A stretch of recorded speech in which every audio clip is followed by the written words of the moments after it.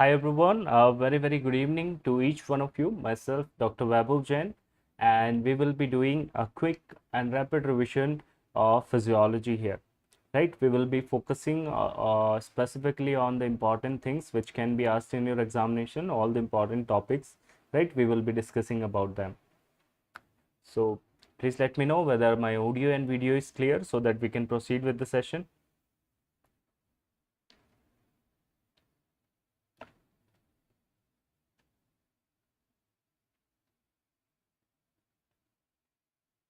You can see me and hear me well.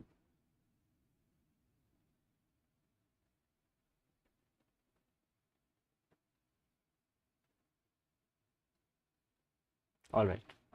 So the first thing before starting it off, the first thing that we are having the code. Okay, the what is the code that we are having?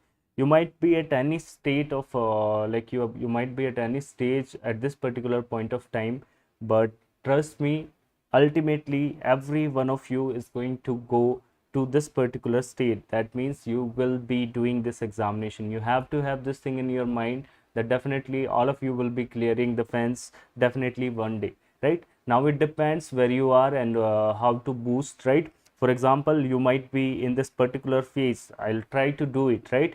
Don't just try to do it, just tell yourself that I can do it and I will do it. And if you start telling yourself that I can do it and I will do it, you will do it any which ways, right? I've told you earlier also, your brain cannot differentiate between what is right, what is wrong, what is truth, what is false, right? Your brain cannot identify, right? Your brain can only understand what you can tell your body, right? So you can just tell yourself the positive quotes at this particular point of time and this thing is going to get happened, right? So without any further delay, let's get started, guys. Okay. All right. So what is the neurotransmitter that is released from parasympathetic nervous system? I'm going to take it as in the question answer format, and I would be making you understand the things which are going to come across it, right? Important things which are going to come across it, we will be discussing, you know. Now, since it is the last phase of your examination, I expect good answers from all of you, right? What is the neurotransmitter that is released from the parasympathetic nervous system?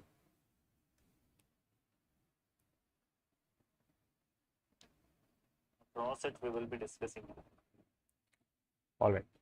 So the neurotransmitter that is coming from the parasympathetic nervous system. Before that, I want to make you understand what is this parasympathetic nervous system, what is this sympathetic nervous system, right? You will be answering me as fast as possible, right? So we have got two types of nervous system. We have got parasympathetic nervous system.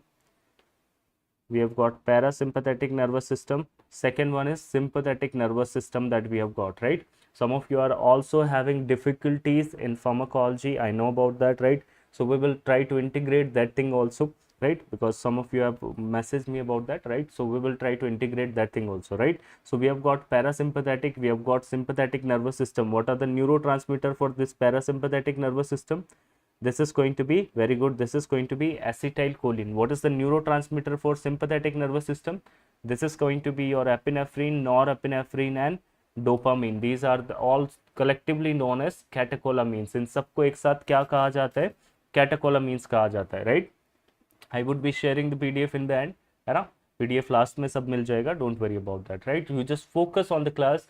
Just try to learn the things. Whatever you know, try to answer. Whatever you don't know, just try to learn it here, है ना? I don't want to waste your time, right? Just be with me. Okay, so we have got what? We have got acetylcholine. We have got what? Epinephrine, norepinephrine, dopamine, right? What are the receptors for parasympathetic nervous system? These are going to be your muscarinic receptor. These are going to be your nicotinic receptor. Nicotinic mein we have discussed neuronal. We have discussed about the neuromuscular, right? Neuromuscular is going to be there, right? Then we have got what? Muscarinic receptors are going to be of 5 important types. These are going to be your M1. We have got what? M3. We have got M5. We have got M2. We have got M4. These are the 5 receptors that we are having. 1, 3, 5, 2 and 4, right? This one is going to be present where? In your CNS and in your GIT. It will be present in your CNS and in your GIT. M3 is going to be present where? Let's begin with the body itself. We are discussing normal functioning. We have eyes, so it will be present in the pupil. right? Then it is present in your salivary gland. You will be having which gland? Salivary gland. Then it will be present where? After salivary gland, you will be having what? Bronchus. It will be present in your bronchus, beta. After bronchus, it will be present in your GIT. In your GIT for the movement, right? You will be having bowel. You will be having bladder movements. These are the location of receptors because they will be asking you questions based on them, right? M5 is going to be present in your CNS and M2 is going to be present at two places in your heart. What are those two places? Anyone try to answer? We have got what? Two places, SA node and AV node. SA node and AV node. These are the two important places we have got. These are going to be the places, right? And M4 is going to be present in the CNS also, right? So these are the 5 receptors we are having. One thing we already know, M1, M3 and M5, all of them are going to be GQ type of subunit. And GQ we already know it is going to cause what? Contraction. It is going to cause what? Contraction. And M2 is going to be and M4 is going to be GI inhibitory or G0 type of subunit. It is going to produce what? Relaxation. It is going to produce what? Relaxation. So what is going to happen in this particular patient? Any case, like you talk about organophosphate poisoning, you talk about cigarettes, you talk about anything which is parasympathetic in nature, what is going to happen? Anything which is increasing the acetylcholine, what is going to happen? If you talk about cigarettes, if you talk about organophosphate poisoning, everything is going to do what? In CNS, what is going to happen? Contraction. If there is CNS contraction, beta, अगर CNS आपका contract हो गया, it is going to increase what? Cognition. It is going to increase the brain power, cognition, right? Filtration will be increased. In GIT, it is responsible for the acid release, right? It is going to increase the acid, and that is the reason why we are having what? Cigarette smoking people. Let's try to understand. When you are smoking, what is happening in your body? The same thing will happen here, right? So when you are smoking, what is going to happen? Your cognition will be increased. You will think about things better, right? Second thing, you will be having what? Increase in the acid. नींद आएगी तो cigarette पीते लोग, right? Second thing, you will be having increase in acid, and this acid is going to cause what? This is going to cause what? Acidity. It is going to cause what? Ulcers, right? In pupil, beta, in pupil, you will be having contraction of the pupil. Contraction of the pupil will also known as, what will happen in the pupil? Meiosis will be there in the pupil. Meiosis will be there in the pupil. In salivary gland, you will be having contraction of salivary gland. You will be having what? Increase in salivation. All these things we will be using, right? In bronchus, what is going to happen? Bronchus is going to get constricted. You will be having what? Bronchoconstriction will be there, beta. Bronchoconstriction will be there. In GIT, what is going to happen? You will be having an increase in the movement. Increase in which movement? Increase in peristalsis. Increase in peristalsis will be there, right? Bowel and bladder. What is going to happen in the bowel? Bowel will be increase in the movement. You will be having what? Increase in the movement will lead to increase in diarrhea like situation. Okay, it can cause what? Diarrhea. And bladder, if the bladder is going to get contracted, you will be having what? You will be having urination. You can also call it micturition. So you can have micturition, right? So when you smoke, these are the same things which are going to happen to you. What are the things we are going to have? We have increase in the cognition, we have increase in the acid production leading to ulcer, we have got meiosis, we have got salivation, more salivation. These people are spitting out and there, here and there, right? We have got bronchoconstriction, bronchus can got constricted. You will be having increase in the peristaltic movement. They can have diarrhea or passage of movement. They can have what? Contraction of the urinary bladder leading to what? Micturition. Leading to what? Micturition. M2 is going to be present at two places. You will be having SA node, you will be having AV node. What is going to happen here? These are going to be inhibitory subunits. So they are going to contract or inhibit? They are going to inhibit. So what is going to happen? You will be having decrease in SA node means decrease in heart rate, which are decrease in heart rate. Decrease in AV node means decrease in conduction. Decrease in heart rate, decrease in conduction. Decrease in conduction will be there, right? Decrease in conduction is also known as, this is also known as AV block. We can have what, Bucha? We can have AV block, atrioventricular block. We can also have heart block. We can also have heart block, है ना, heart block हो जाएगा इस patient का. right? And CNS are not going to be too much important. These are going to be normal, right? So this is going to be the funda when you are having organophosphate poisoning. They can ask you question on organophosphate poisoning. What is the question they will be asking you? What happens in OPC poisoning patient?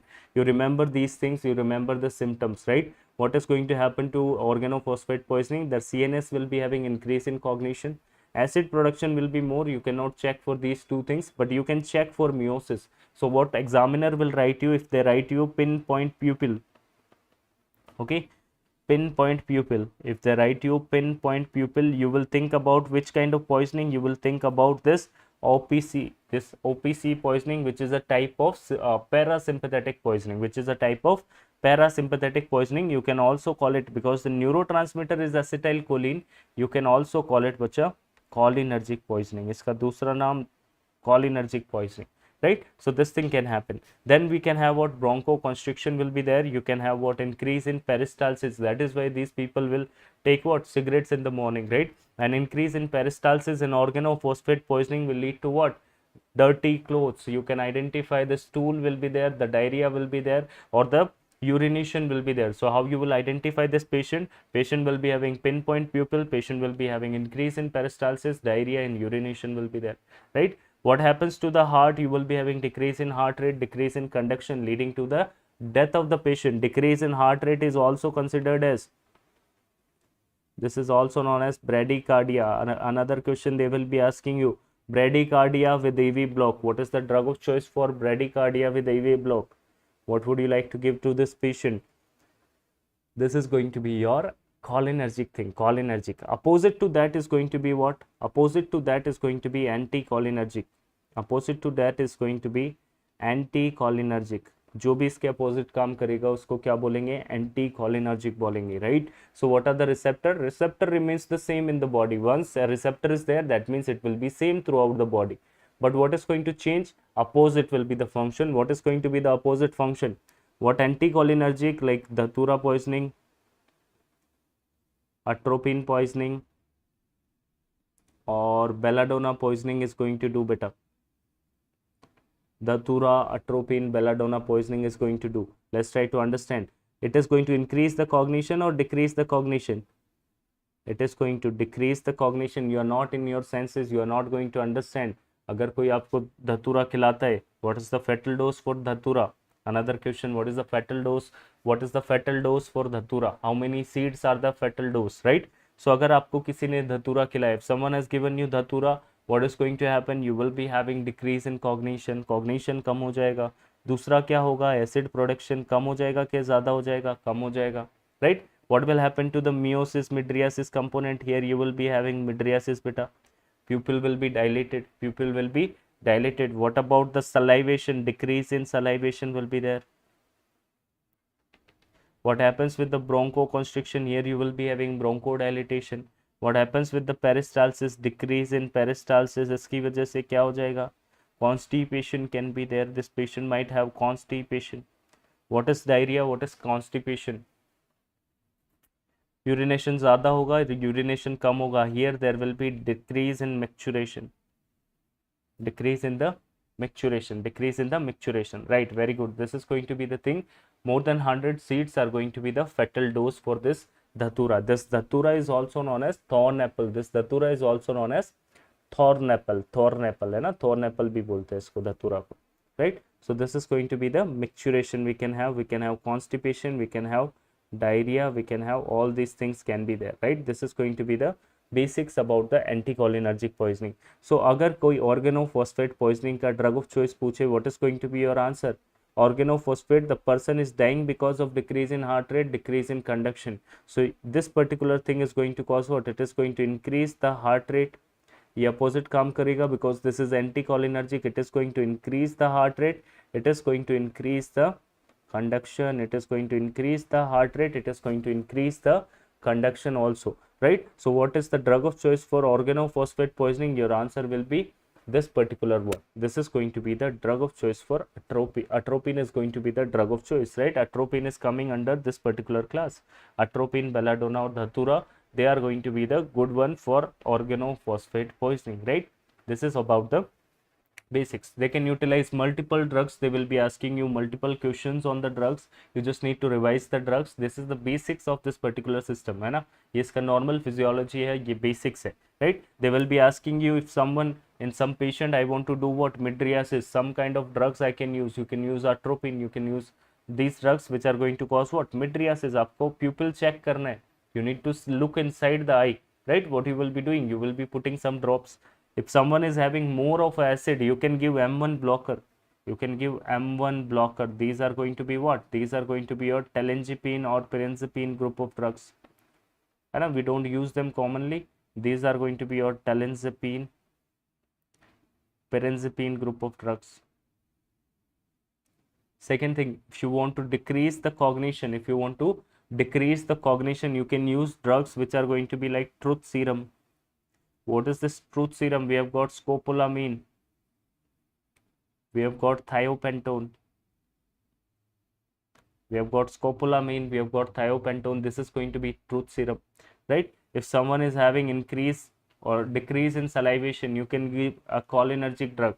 Okay, what is the drug of choice for Sitka syndrome or Sjogren syndrome? Drug of choice for Sitka syndrome, Sjogren syndrome, or dry mouth xerostomia. This is going to be your cevimeline, which is a cholinergic type of drug. Right? This is going to be cholinergic. If you want to intubate someone, all these things are previous year question. If you want to intubate someone, what can happen? This person can do what? Aspiration. So to stop the aspiration, you can give what? Sodium glycopyrrolate, right? This is going to be glycopyrrolate, you can remember. Pyrrolate, which is a pre-anesthetic medication to decrease the secretions. You can use this one to decrease the secretions, right? If someone is having what? Someone is having constipation. If someone is having constipation, what you can do?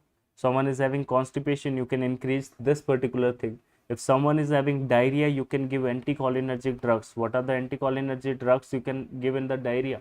Someone is having more spasm, more movement, more peristalsis, leading to what? More pain. You can give drugs like dicyclomine, right? This is the anticholinergic drug, right? So these are the drugs that you will be utilizing. आप जितनी भी दवाइयाँ हैं इसके साथ में पढ़ लेना. It will be easy to remember. If someone is having increase in micturition, you can give what? Overactive bladder है किसी को, overactive bladder है, you can give anticholinergic which will lead to decrease in the micturition. बार बार सूसू आता है, you can give what? Anticholinergic. It is going to decrease in the micturition, right? So these are the drugs we are having. This is about the first part. About the parasympathetic nervous system, right? You guys are understanding? All right. Second part we have got is about the sympathetic nervous system. Sympathetic nervous system has got what?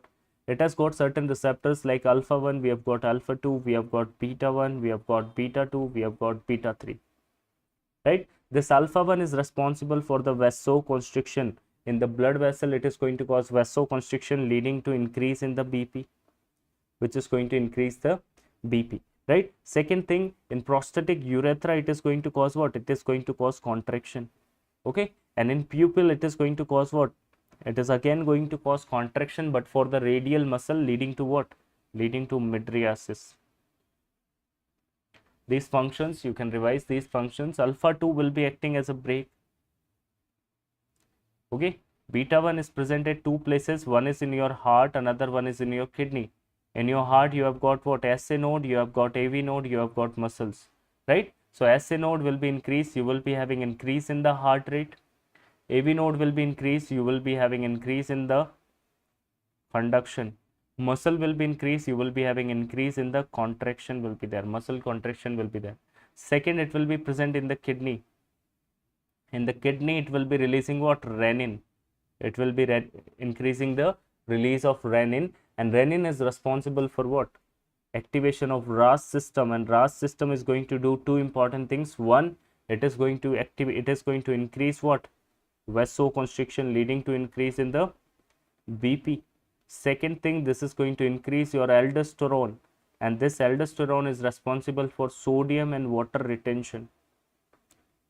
Remember, sodium and water retention, all these things we have discussed in detail, right? Sodium and water retention will be there. and sodium and water retention will automatically lead to what? Increase in the BP again. So this renin is responsible for increase in the BP, right? Then beta 2, we are having this beta 2 is going to cause what? In the smooth muscle, it is going to do what? Bronchodilation. In the bronchus, it is going to do what? Bronchodilation. What about other parts from the bronchus? This is going to cause what? Apart from bronchus, this is also going to cause in the skeletal muscle. In the skeletal muscle, it is going to do contraction, leading to what? Leading to tremors. And in the cardiac muscle, it is going to do cause what? It is going to cause what, bacha? Palpitation. It is going to cause what? Palpitations in the cardiac muscle. So it is going to cause palpitations in the cardiac muscle, tremors in the skeletal muscle. And this is the question they have asked you from the like another subject. They have asked you, beta 2 agonist has got some side effect, like salbutamol has got some side effect. What are the side effect of this salbutamol? Salbutamol has got some side effect. These are the tremors and palpitation. Simple understanding, right? Tremors and palpitation is going to be your answer. Then we have got beta 3. Beta 3 is going to activate your hormone sensitive lipase, leading to what? Lipolysis. One drug you can use, this is going to be your mirabagrone, right? This is what is the short summary of alpha sympathetic nervous system, right? Where you can use this nervous system to increase the BP.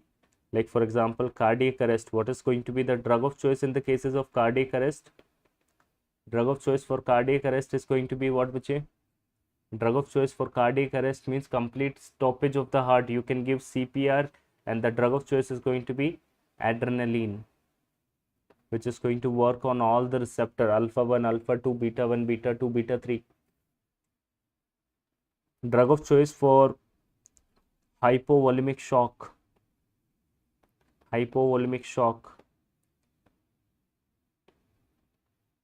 Remember, for anaphylactic shock also, the drug of choice is going to be what? This is going to be adrenaline. This is going to be adrenaline. A for adrenaline, it will work on all receptor alpha 1, alpha 2, beta 1, beta 2, beta 3.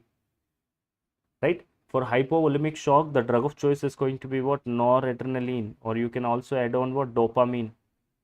And remember, noradrenaline is going to work on not all the receptor. It is going to work on alpha 1, alpha 2, beta 1, right? Not beta 2, right? Then we have got what? Then we have got other kind of shocks. You can also use this particular one, right? Dopamine will be having dose dependent uses. Dopamine dose dependent uses, they have asked you. It can activate your alpha 1, it can activate your beta 1, it can activate your D1 receptor also. It can activate your D1, it can activate your beta 1, it can activate your alpha 1 receptor. D1 is responsible for diuresis, and the dose will be 0 to 2 mcg per kg. This is important. They have asked this question. Beta 1 is responsible for what? Beta 1 is responsible for the same beta 1 functioning, right? The dose will be 2 to 10 mcg per kg. And if you are giving more than 10 mcg per kg, this is going to be what? This is going to be activating alpha 1 receptor, leading to what? Same symptoms, right? Alpha 1, beta 1 will be same symptoms, right? This is what is important, right? So these are the important things we are having. Now, what is going to be the answer in this particular case? Answer is pretty simple. This is going to be what? Acetylcholine, because all these three are going to be the neurotransmitter of sympathetic nervous system. They are going to be neurotransmitters for sympathetic nervous system. This one is the neurotransmitter for parasympathetic nervous system. Okay, bache? This is going to be the answer in this particular case. Then we have got another question. A 31-year-old female patient is presented to OPD, okay, with the main symptoms or main problem that she is not able to conceive. She is not able to conceive despite trying multiple times. Along with the symptoms of headache, she is having what? Headache. She is having cough for long term, and the X-ray examination shows bronchial wall thickening, right? And she is also having what? Dextrocardia. A lot of answers are given here. Which of the following can be responsible for the condition of this particular patient? Try to answer this one.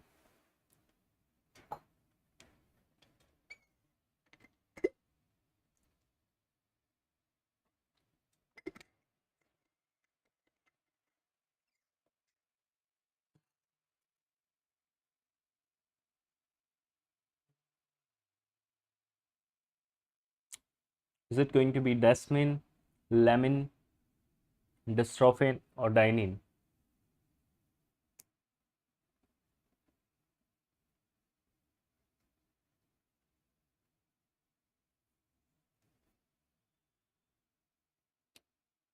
Some are answering D,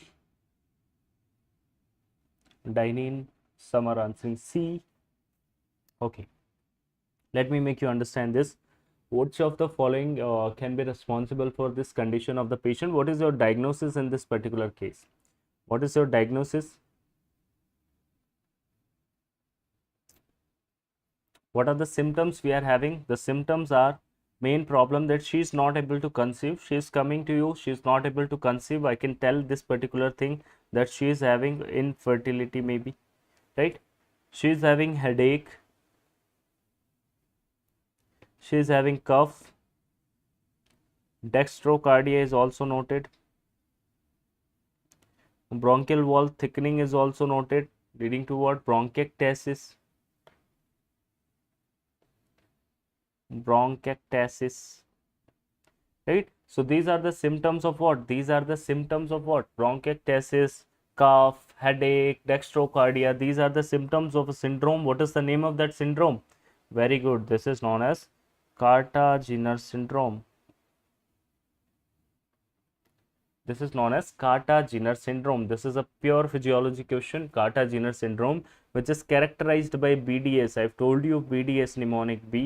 B for bronchiectasis was there, D for dextrocardia, S for sinusitis, and this patient is having headache. This is due to frontal sinusitis. This headache is due to frontal sinusitis, right? Second thing, she is having cough. Why she is having cough? Because she is having problem with the ciliary movement. Normally the cilia has a function to remove the cough out, right? The normal function of cilia is to remove the cough out. It will be having unidirectional movement, right? So what is going to be the problem here? In Carter-Jenner syndrome, you will be having, the problem is defective ciliary movement. Defective in ciliary movement. This is known as Carter-Jenner syndrome, right? And what is the protein which is going to be involved here? What is the thing which is going to be involved here in defective ciliary movement? Remember, cilia will always have what kind of movement? Unidirectional movement, right? From the sinus, what is going to happen? This air, the air which is going inside, this air will be having some particles, dirt particles, all those things will be going inside, right? So what is going to happen when this thing is going to come out, right? For example, you are driving a bike, you stop, what is going to happen? All these things will come out again, right? With the help of this particular cuff, right? With the help of these sinuses. Sinus ka function kya hota hai? What is the function of those paranasal sinuses? How many types of paranasal sinuses do we have? We have got multiple types of paranasal sinuses, which is this one, right? So these paranasal sinuses are going to do what? They are going to do what? They are going to do humidification of the air, normalization of the temperature, right? Humidification of the air is going to be important one, right? It is also going to do what? Whatever extra things you are having, they are going to come out through the coughing, right? So when you stop after traveling for such a long period of time, what will happen? You will be having coughing, all those things will be going out, right? This is going to be the basic thing we are having, right? If I told you in body, anytime in your body, in micro also we have discussed, anytime in your body you will be having what? Stasis. Stasis will lead to infection. Stasis will lead to infection, and you will be having which infection here? Which infection beta here? You will be having sinusitis. What kind of sinusitis? Here the pain, it is suggestive of frontal sinusitis will be there. Frontal sinusitis will be there in this particular case, right? This patient will be having frontal sinusitis. This patient will be having cough. This patient will be having dextrocardia. Why dextrocardia? Because cilia is the one which is responsible for the movement in embryological life. This movement of, normally the heart is formed in the right side. This movement of heart to the left side is because of cilia. Cilia is responsible for that movement, and this patient is having a ciliary defect that is known as Carter-Jenner syndrome, leading to what? Leading to dextrocardia. इसमें heart left में नहीं आएगा, right में ही रह जाएगा, right? They will be having thickening of the bronchial walls, right? cough will not be able to go out, right? Nothing is going to go out.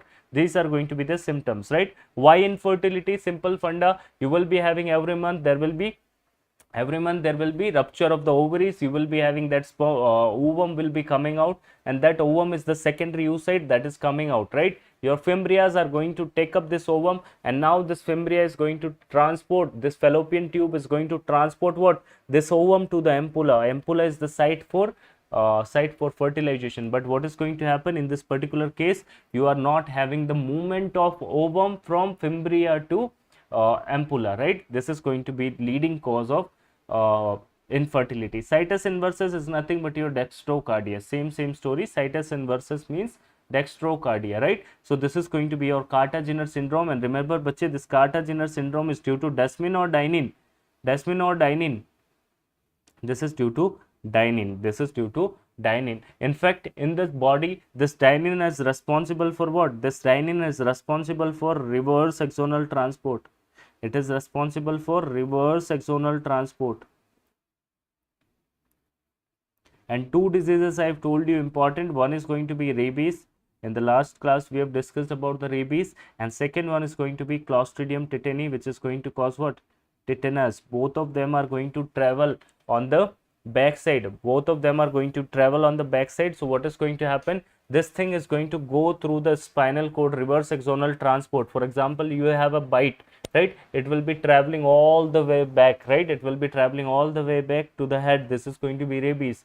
In the cases of tetanus, you are driving a bike, you have road traffic accident, Clostridium tetani spores will come into contact with your blood.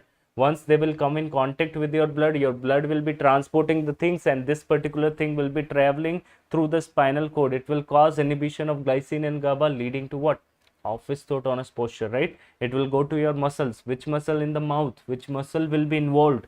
In trismus, which muscle is involved? My question, in trismus, which muscle is involved in the mouth? Okay, try to answer. This rabies is due to which virus, beta? Lissa virus. Lissa virus type 1 is the most common one, and tetanus is due to Clostridium tetani. Can anyone recall for me what is the culture media for this Clostridium tetani? Is it aerobic bacteria, anaerobic bacteria? Okay, let's try to consolidate the other subjects also. What about this desmin, sir? Let's try to understand what is this desmin, what is this laminin, what is this dystrophin. These are all of them are known as cytoskeletal filament. They are important one, right? So we have got two types of cytoskeletal filament. We have got static one, we have got dynamic one. Dynamic means they will be changing the shape and length and size of the filament. Static means it will be stationary. It will be stationary. So remember, this is going to be static. Both of them are going to be dynamic. So we have got microfilament. We have got what? Microtubules. Microfilaments and microtubules, they are divided on the basis of diameter. They are divided on the basis of diameter. So longest diameter with the tubes, longest one with the tubes, shortest diameter with the filament. छोटा सा diameter किसके साथ होगा बेटा? Filament. Longest diameter is with the tubes, right? So we have got microtubules, we have got intermediate filament, we have got what? Microfilament. तीन चीजें होंगी, microtubules, intermediate filament and microfilaments. So let's try to understand. The first one we have got is about the microfilament. This is going to be your actin. Actin is the contractile protein, right? They will be asking you question in the actin. What is this M protein? What is this M line? Where is the M line? Can anyone recall for me where is the M line? In the sarcomere. What is sarcomere? Sarcomere is this length between these area between these two Z line is known as what? The area between two Z line is known as what? This is known as sarcomere. This is known as sarcomere. You have got what? Myosin. You have got what? You have got myosin. You have got what? Actin. You have got what? Myosin and actin. This is going to be the funda that we are having, right? This filament that we are having, this bigger one is going to be mota wala filament is going to be what? This filament is going to be myosin. And what is M line? The line which is dividing this particular filament into two halves, this is known as M line. This is known as M line. And non-overlapping part is known as which zone? This zone is known as H zone. This zone is known as H zone. Okay, so these are the things you should remember. What is A band? What is I band? These are the important question you have to remember. What is A band? A band is anisotropic. A band is and isotropic. So you will be having both the things will be there. Both the things will be there in the A band. You will be having myosin, you will be having actin. And what is I band? I band will be isotropic. So you will be having only one thing. What is that only one thing? Either you will be having this particular thing, right? So this is going to be the A, this is going to be the A band. This is going to be the A band, which is going, sorry, this is going to be the I band, which is isotropic. Only and only actin will be there. Here you will be having only actin will be there, no myosin, right? Whereas this band is anisotropic because it is having actin, it is having myosin. Both the things are there. So this is going to be the, this band is known as which band? A band, anisotropic band. Okay, ये चीजें पता होनी चाहिए. These are the important thing. Very good, Shraddha. You have got what? We have got medial pterygoid muscle. Medial pterygoid muscle is the muscle for what? It is the muscle which is having the trismus. Second thing, Robertson cooked meat media will be having, will be the culture media for this particular thing. RCM, it is anaerobic bacteria. Remember, anaerobic. पैर के अंदर चला गया तो gas gangrene करा देगा. That is the another species, Paraphragmogenesis, also known as Welshi, Clostridium welshi. And remember that Clostridium welshi was also responsible for the putrefaction. आप FMT में पढ़ते हो putrefaction, that is also due to this welshi, which is having lecithinase activity. Okay, beta. Now next thing we have got is keratin. These are the static filaments that we are having. इनका size बड़ा छोटा नहीं होता. Let's try to understand. Like we discuss about cytokeratin 14, cytokeratin 20, right? These are the keratin. They are the marker for what? They are the static filament. They are the marker for carcinoma. Any tumor arising from epithelial origin, this is considered as carcinoma. Desmin is a marker for sarcoma, beta. Desmin is a marker for sarcoma. Desmin is a marker for sarcoma, right? Rhabdomyosarcoma, osteosarcoma. Sarcoma is a tumor which is arising from muscles or bones, right? Sarcoma is going to arise from muscles or bones. Vimentin की वजह से क्या होगा? Fibrosarcoma. Vimentin is a marker for fibrosarcoma. GFAP, glial fibrillary acidic protein, is a marker for, it is a marker for astrocytoma. And lemon mutation will lead to what? Progeria. Progeria is a disease. Pro means faster, geria means geriatric, right? Faster aging will be there, which you have seen in the cases of what? In the cases of PA movie, right? PA movie you have seen, you will be having what? Faster aging, that is known as progeria, that is known as progeria. Progeria was there. Then we have got some microtubules. What are these microtubules? First one we have got is kinesin. Kinesin का function क्या होता है? What is the function of kinesin? It is responsible for forward axonal transport. It is responsible for forward axonal transport. If suppose this is a neuron, this is the dendrite, this is the axon, this part is known as axon, this part is known as cell body, this part is known as synapse, and here you will be having what? Multiple dendrites will be there, right? So this is going to be the normal funda. If some information is going in this direction, from forward direction, this is known as forward axonal transport, FAT. Okay, what is RAT? Reverse axonal transport. That means the information from this particular direction is coming now from the synapse to cell body. Forward axonal transport is cell body to synapse, right? Reverse axonal transport is what? Reverse axonal transport is what? It is going to be synapse to cell body. It is going to be synapse to cell body. And we have already seen three things. This is going to be your dynein. We have already seen three things. What are those three things we have seen? We have seen about the dynein mutation will lead to which syndrome? Carter-Jenner syndrome. Carter-Jenner syndrome characterized by BDS, bronchiectasis, dextrocardia, sinusitis, right? This is the Carter-Jenner syndrome. Second thing we have discussed about this dynein. दूसरी चीज कहाँ पड़ी dynein के बारे में? This dynein we have discussed where? We have discussed about this in the two important diseases, pathology of two important diseases, that is going to be reverse axonal transport. One is going to be tetanus, another one is going to be rabies. Both of them are vaccine preventable diseases, है ना? दोनों vaccine preventable है, right? Then we have got what? Tubulin. Tubulin is responsible for cell division, beta. Tubulin is responsible for cell division, right? We can inhibit these tubulin. We can inhibit these tubulin with the help of certain drugs. What are the drugs we are having? we are having drugs like colchicine, we have got drugs like vincristine, vinblastine, these are your vincristine. We have drugs like griseofulvin, they are going to be working on this particular thing. This colchicine, can anyone tell me where else do we use this colchicine? It is the drug of choice in the cases of, it is the drug we are going to use in the cases of, it is the most, it is the drug of choice in the cases of colchicine. कहाँ सुना है? It can cause a side effect of myopathy. Try to answer if you can recall.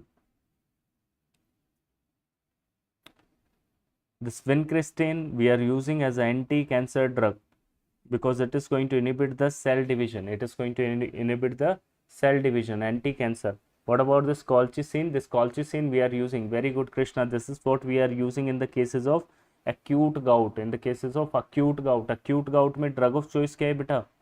Acute gout में drug of choice was indomethacin. कौन सा नहीं देना, कौन सा नहीं देना? एस्पिरिन नहीं देना. You never give aspirin. Aspirin is going to increase the uric acid, and uric acid is the end product of nucleic acid like xanthine, है ना, उसका एंड प्रोडक्ट है, right. So this is going to be the drug of choice, that is going to be the indomethacin. क्या नहीं देना? Aspirin नहीं देना, right. And most effective drug if they ask you, then your answer will be what? Most effective.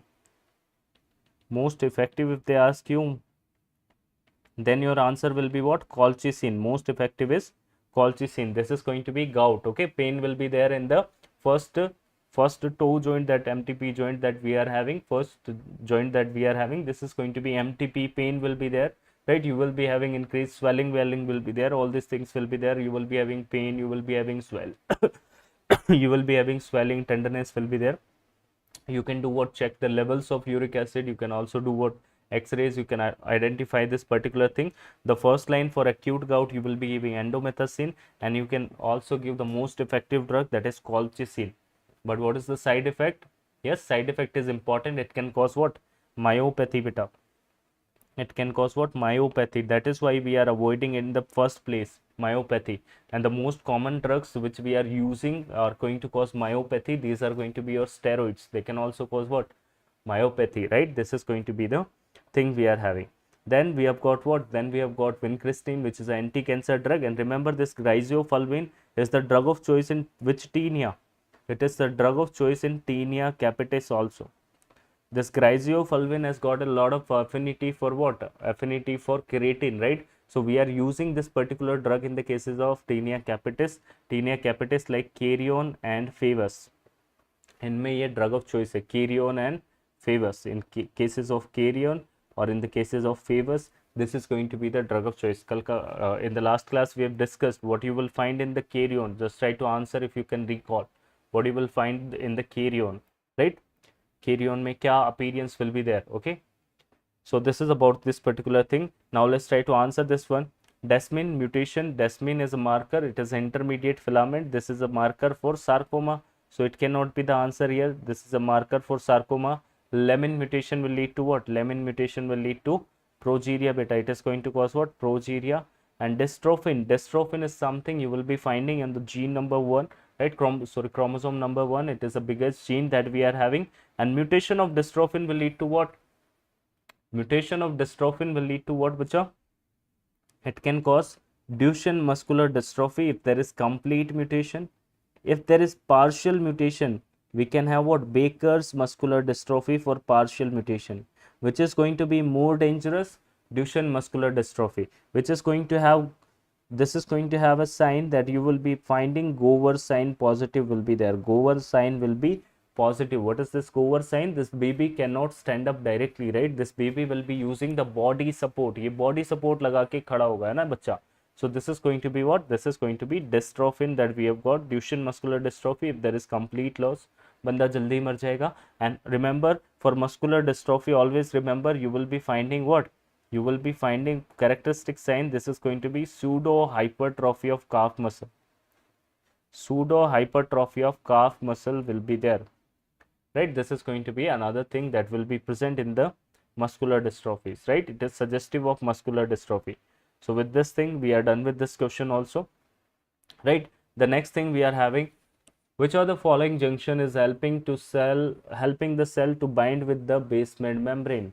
So which of the thing is going to help the cell to bind with the basement membrane?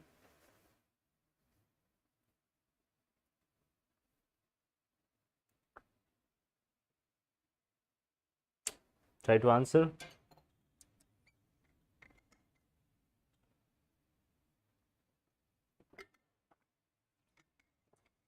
बेटा वो दवाइयाँ हम लोग chronic gout में use में लेते हैं. Those other drugs we will be using in the chronic gout. In chronic gout, we are going to use those drugs like febuxostat, allopurinol.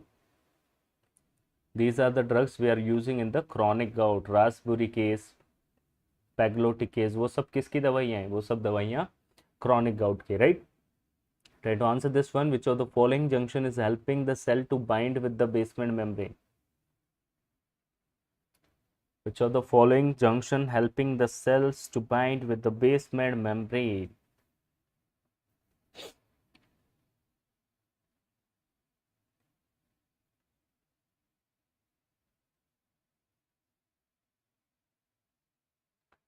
So these are the two cells. First of all, let me make you understand what are the layers do we have. You're answering B.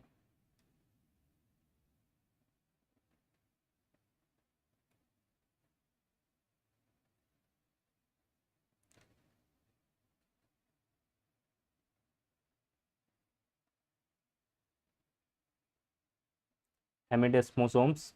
Okay, so we have got what? We have got skin. Skin will be having three layers. Skin is also known as dermis, right? We have got skin. Skin is also known as dermis. Above dermis will be epidermis. Below dermis will be hypodermis, hypodermis, right? Above dermis will be epidermis, below dermis will be hypodermis. This epidermis will be in turn having 5 layers. Okay, this is going to be cute ladies get smart boys. These are going to be 5 layers. This is going to be stratum corneum, stratum lucidium, stratum granulosum, stratum spinosum, stratum basal, right? This is the high time, guys. Okay, answer me. These are the 5 layers we are having. Then we have got dermoepidermal junction, and then we have got what? Then we have got the dermis. Then we have got the dermis. Two types of dermis. This is going to be reticular dermis. This is going to be papillary dermis. And then we have got what? Hypodermis, also known as subcutis, right? This is how this arrangement is going to be there, right? So how these layers are binded together with each other, how these cells are binded together in the layers with each other, this is going to be the question that we are discussing. So how these two keratinocytes are binded together, just try to understand how these two keratinocytes are binded together. This is one keratinocyte. This keratinocyte is a cell which is present in the skin. This is a keratinocyte. 95% of the cells in the skin are going to be keratinocytes. Remember, these two keratinocytes are binded together with the help of what? With the help of desmosomes. Two keratinocytes are binded together with the help of desmosome. One keratinocyte, another keratinocyte with the help of desmosomes, right? This is the desmosomes. Now, these keratinocytes are binded together with the dermoepidermal junction or basement membrane zone with the help of what? This is their question. So they are asking this dermoepidermal junction. They are asking the question how these things are binded together. Okay, how these things are binded together. ये सारे जो भी यहाँ पर cells है, whatever cells we are having keratinocytes, they are binded together with the help of desmosomes. But how they are binded with the ground? How they are binded with the ground? This is what is their question, right? How they are binded with the basement membrane zone. So remember, these proteins are known as hemidesmosomes. These proteins are known as hemidesmosomes. These are going to be your hemidesmosomes. These are going to be hemidesmosomes. They are present in the basement membrane zone. Basement membrane zone, also known as dermoepidermal junction. Between dermis and epidermis, between dermis and epidermis, there is a junction. This is known as dermoepidermal junction, also known as basement membrane zone, right? What other mechanisms we are having apart from this desmosomes? What other connections we are having between the cells? Like we have got gap junctions, we have got tight junction. Two cells are very tightly connected. This is the tight junction. Two cells are connected. but they are having some gap in between. This is going to be your gap junction. This is going to be your gap junction. So let's try to recap all these type of cells and all this type of junctions that we are having, right? So beginning with the first one that we have got, this is going to be your tight junction. This tight junction is going to be present. It is made up of some important proteins. What are these some important proteins? These are going to be your claudin and occludin. These are going to be your claudin and occludin. And this tight junction you will be finding in the brain. In the brain you will be having what? Like you are having blood brain barrier. You have got blood brain barrier in the brain, right? This is going to be the first thing. Second, you are also having blood testis barrier. Okay, blood testis barrier. And remember, this blood testis barrier is because of which cells? This is because of Sertoli cells, right? This is another question they have asked you from Obsgyne. This blood testis barrier is because of Sertoli cells. What kind of cells which are having over there? These are going to be what kind of junctions? If they ask you, these are going to be tight junctions, and these tight junctions are made up of what? Claudin and occludin. Which proteins? Claudin and occludin are responsible for the formation of these tight junctions, right? They are very tightly, compactly packed. That is why all the things are not going into your brain, right? They are compactly packed, right? This is going to be the tight junction that we are having. Second junction we are having is the adherent junction, which is responsible for the connections, right? Adherent junction. We have proteins like E-cadherin. You understand about the cadherins, right? We have got cadherins. These are going to be the cadherin proteins we are having. This is also responsible for the actin formation. It is also responsible for the formation of actin. Then we have got desmosomes. Desmosomes, you already know the function is to make two keratinocytes together. What are the desmosomal proteins we are having? What are the examples of desmosomal proteins? We have got desmoglin, we have got desmocolin, we have got desmoplakin, we have got plakoglobin. These are your desmosomal proteins that we are having. Maximum desmosomes you are finding in stratum spinosum, है ना? Stratum spinosum. Then we have got gap junctions, beta. Then we have got gap junctions. These gap junctions are maximum in your heart, maximum in your heart, and they are made up of which protein? They are made up of connections. They are made up of connection protein. कौन से protein से बना होगा? Connections, right? And what is the function of this connection protein? They are going to make the connections between these gap junctions, so you can understand these connections, right? And that is what is responsible for the functional syncytium, right? All the heart muscles are contracting at the same time. Why? Because they are having the gap junctions. So impulses, so the ions can move from one cell to another cell very fast, right? Which is why these connections are going to be very, very important that we are having. These are known as connections that we are having, right? Apart from that, if you are having mutation of these connections, you will be having a disease that is known as, what is the name of the disease, beta? Connection mutation will lead to Charcot-Marie tooth disease. This is going to cause what? Charcot-Marie tooth disease that we are having. This is due to mutation in connections. Charcot-Marie tooth disease will be there. Then we have got this hemidesmosomal proteins. These hemidesmosomes that we are having, they are your BPAG1, they are your BPAG2, integrin, plectin, right? These are the hemidesmosomal proteins, right? If you are having what? BPAG mutation, BPAG mutation is going to cause what? Bullous pemphigoid. It is going to cause what, Bacha? Bullous pemphigoid. It is going to cause what? Bullous pemphigoid. Okay, this is going to cause what? Bullous pemphigoid. And this bullous pemphigoid, bulla means what? Bulla means clear fluid filled lesion. More than 1 centimeter is known as what? This is known as bulla. So you can appreciate this is a clear fluid filled lesion more than 1 centimeter. This is known as bulla. This is your bullous pemphigoid. Then we have got this. This is going to be your desmosomal disorder. This disease is known as what? Pemphigus. Remember beta, pemphigus, S for S याद रखना है. This is going to be superficial, whereas this bulla or bullous pemphigoid will be the disease. D for D, it is going to be a deep disorder. It is going to be a deep disorder. Okay, it is going to be a deep disorder. So here bullous pemphigoid is going to take place in this particular part. Remember, BP is the disease which is going to happen here, whereas this another bullous another disease that we are having, that is going to be pemphigus. You will be finding pemphigus somewhat here and somewhat here, right? So this is going to be the difference we are having. This is going to be the differences that we are having. Okay, I hope you got this. So what is going to be your answer now? Everyone, just try to answer this one.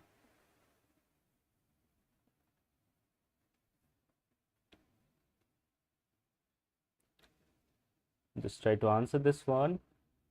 Yeah, this is going to be what? Desmosomes, semidesmosomes, tight junction, or gap junction?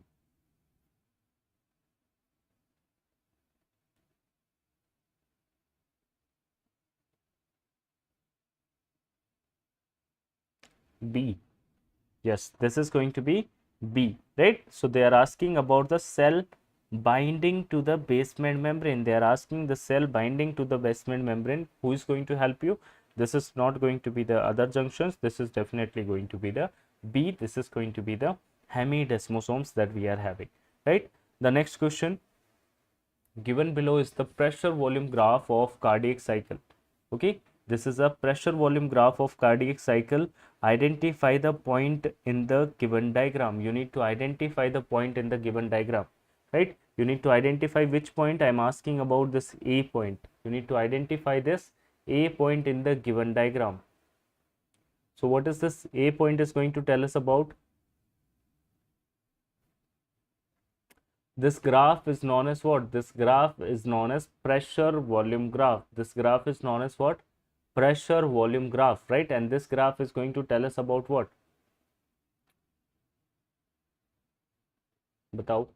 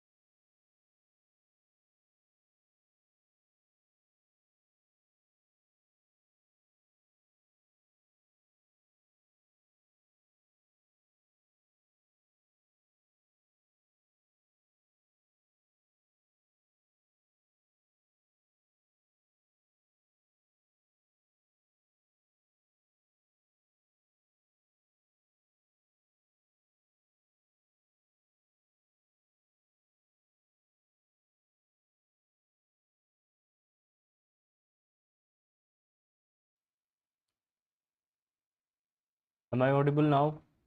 Am I audible, guys? Please let me know. Am I audible now?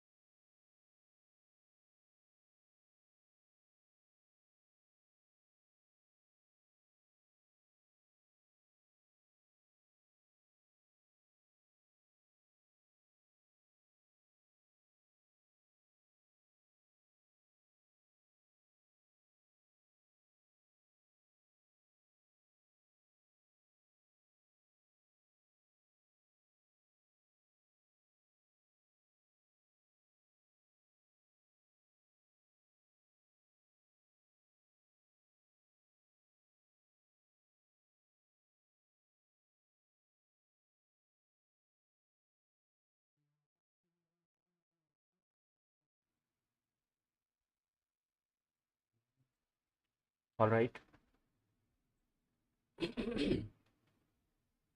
Okay, so now we are going to discuss.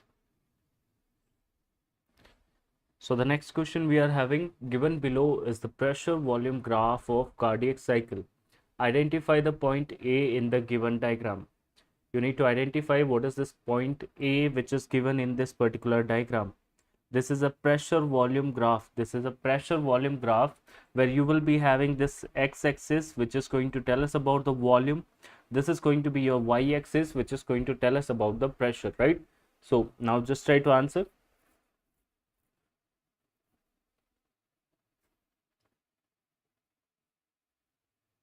All right. So let's try to understand this pressure volume graph. What is this pressure volume graph? Yes. So what is this pressure volume graph? If you understand this pressure volume graph, you will easily understand what are the murmurs that we can have, what is early systolic, what is late systolic, what is mid systolic. All these things can be explained with the help of this particular simple graph, right? So what is this graph we are having? Just remember this thing. We are going to have 4 chambers. Let me make a rough diagram so that you can revise it better. So we are going to have these 4 chambers in the heart. This is your right atrium, right ventricle, left atrium and left ventricle. The blood from the left ventricle is going to go to the body. This is going to go to the aorta, right? And the blood from the right ventricle will go into the lungs. This is going to be the pulmonary wall that you are going to have over here. You are going to have aortic valve over here, right? This is going to be aortic valve. This is going to be pulmonary valve. Then you have also got 2 other valves. This is going to be 3 number will be first. This is going to be tricuspid valve. This is going to be your bicuspid valve. Bicuspid is also known as mitral valve. This bicuspid is also known as mitral valve. I'll just revise it very quickly. Okay, just be with me. We already know the wall of left ventricle is going to be bigger, and also the wall of right ventricle is going to be bigger because it needs to transport blood throughout the body, right? So it is going to get bigger, right? So let's try to understand how it is going to happen. Okay, the blood from the left ventricle is going to the body. It will be go to aorta to body, and then this particular blood, same blood will come back to the right atrium, then right ventricle, then it will go to the lungs for oxygenation. After oxygenation, this blood will enter into left atrium, then left ventricle, then aorta, and then body.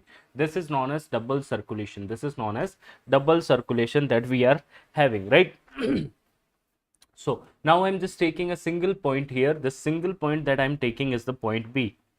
Okay, Bacha? The single point that I'm taking is the point B, and just follow the cycle. Okay, the few things you need to remember. What is the few things? Systole means what? Which is systole means contraction,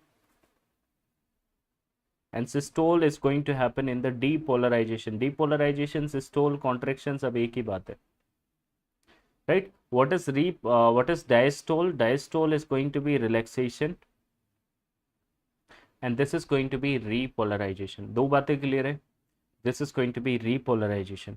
What else you need to remember? If I'm talking about this side of the heart, this side will automatically follow, right? I'm going to teach you this side of the heart. I will say left atrium is contracting. That means right atrium is also contracting. If I say mitral valve is contracting, remember tricuspid is also contracting. And you will only hear the sound if there is closure of the valve. Closure will produce some kind of sound, right? Sound will only come to, you get to hear the sound when there is closure of the valves, right? So what is going to be the thing we are having? Let's begin with from any point. Let's begin with the point B, right? So point B, assume like that you are having what? 120 ml of blood over here. You are having 120 ml of blood over here. Just assume at point B you are having 120 ml of blood. Now what is going to happen? Follow the cycle. Just be with me for the 2-3 minutes and you will be able to understand, right? So what is going to happen at point B? You are having 120 ml blood here. Can I directly supply this blood to the body? No, it cannot. It requires pressure because it needs to transport the blood. Left ventricle needs to transport the blood throughout your body. And throughout our body means it requires what? It requires power, right? So from where you will get this power? Just try to understand this. You will be having first change is going to be isovolumic contraction. That means same volume you are going to contract your heart. Same volume means what is the volume we are having? 120 ml. You will be having isovolumic contraction at 120 ml. You will be having increase in the pressure. Increase in the pressure till what point? Till the point C. Till the point C, you will be having increase in the pressure. In the pressure will be increased here. Volume remains same, 120 ml. Your wall of the ventricles will start to contract. You will be having increase in the pressure. At point C, when the pressure will reach up till a certain value, what is going to happen? You will be having opening of which valve बचे? कौन सा valve खुलेगा? Aortic valve will open at point C, and what will happen to the blood? Now you will be having rapid ejection, you will be having slow ejection. This blood will be going to the aorta, it will be going to the body. This is going to be rapid ejection, this is going to be slow ejection. After beta rapid ejection and slow ejection, what needs to done? We needs to close this valve. We needs to close this valve. This is going to close at point D. This is going to close at point D. तो फिर से समझो क्या होगा point B पे you will be having opening, you will be having closure of mitral valve will be there. Basically just begin with the point B. You will be having some amount of blood will be there here, right? You cannot throw all the blood directly, so you need to increase the pressure. This is known as isovolumic contraction. Same volume contraction will be there.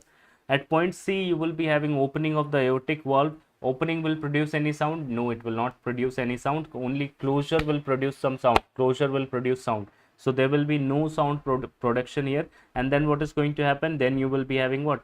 Then you will be having rapid ejection. You will be having slow ejection. This blood will be going to the body.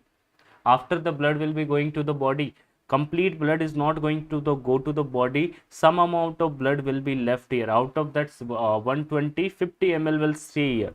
50 ml will stay here, right? Only 70 ml will be going out in the body, right? Only 70 out of that 120, only 70 will go out. 50 ml will stay here. And now what will happen? At point D, you will be having closure of the aortic valve. Now you tell me, closure will produce some sound? Yes, closure will produce some sound, and this is going to be the sound that you will be having. This is known as S2 sound. Which sound will be there? S2 sound. So S2 sound is due to closure of which valve? Mitral valve, aortic valve, tricuspid valve. What is going to be your answer? It is due to closure of aortic valve, S2. Then what is going to happen? You will be having 50 ml here. This valve is closed. This valve is closed. And can I open this valve now? Can I open the mitral valve now? No, I cannot open. Why? Because we are having lots of pressure here. Can you appreciate the pressure is more? If I start to open this valve, or there is some pathologies like regurgitation or like stenosis is there, or some prolapse is there. If there is any pathology, what is going to happen? You will be having backflow of blood, because you will be having what? You will be having increase in the pressure over here. Pressure यहाँ पर ज़्यादा होगा तो क्या backflow हो सकता है? और इसी को क्या बोलते हो? इसी को बोलते हो regurgitation. You can have mitral valve stenosis, you can have regurgitation, you can have prolapse, right? This is going to be the phase. Normally what should be happening? According to physiology, it should be closed. It should be closed. This is the normal functioning. Pathology में क्या होगा? You will be having backflow of the blood. This is going to be regurgitation. Now what is going to happen? They should be closed. तो पहली चीज क्या होनी चाहिए? First thing, isovolumic relaxation. You need to decrease the pressure. ढक्कन को, ये ढक्कन खोलने से पहले हमने क्या करना है? हमने इसका pressure कम करना है. So this is going to decrease the pressure. This pressure will be decreased till 0. This pressure will decrease till 0, and when the pressure is 0, what is going to happen? Now you can open this. Now you can open mitral valve. So at point A, what is going to happen? Now at point A, mitral valve will open. Mitral means tricuspid will also open, and now you will be having supply of blood from above chambers to the below chambers. और अब क्या होगा? अब यहाँ पर filling होगा. कितना filling होगा? 50 ml was there. More 70 will come. It will become what? 120. It will become 120 again, and now you will be having 120 ml. और जब 120 ml हो जाएगा, right? It is going to get closed. This valve will be closing, right? This is your mitral valve, and this is going to give you one sound, and this sound is going to be which sound? This sound is going to be S1 sound. बेटा S1 sound यहाँ पर आ जाएगा. S1 is due to closure of mitral valve. So S1 sound is going to be there due to closure of mitral valve. Then what is going to happen? Then you will be having increase in the pressure. Isovolumic contraction will be there. Opening of the valve will be there. You will be having the same cycle going on again and again.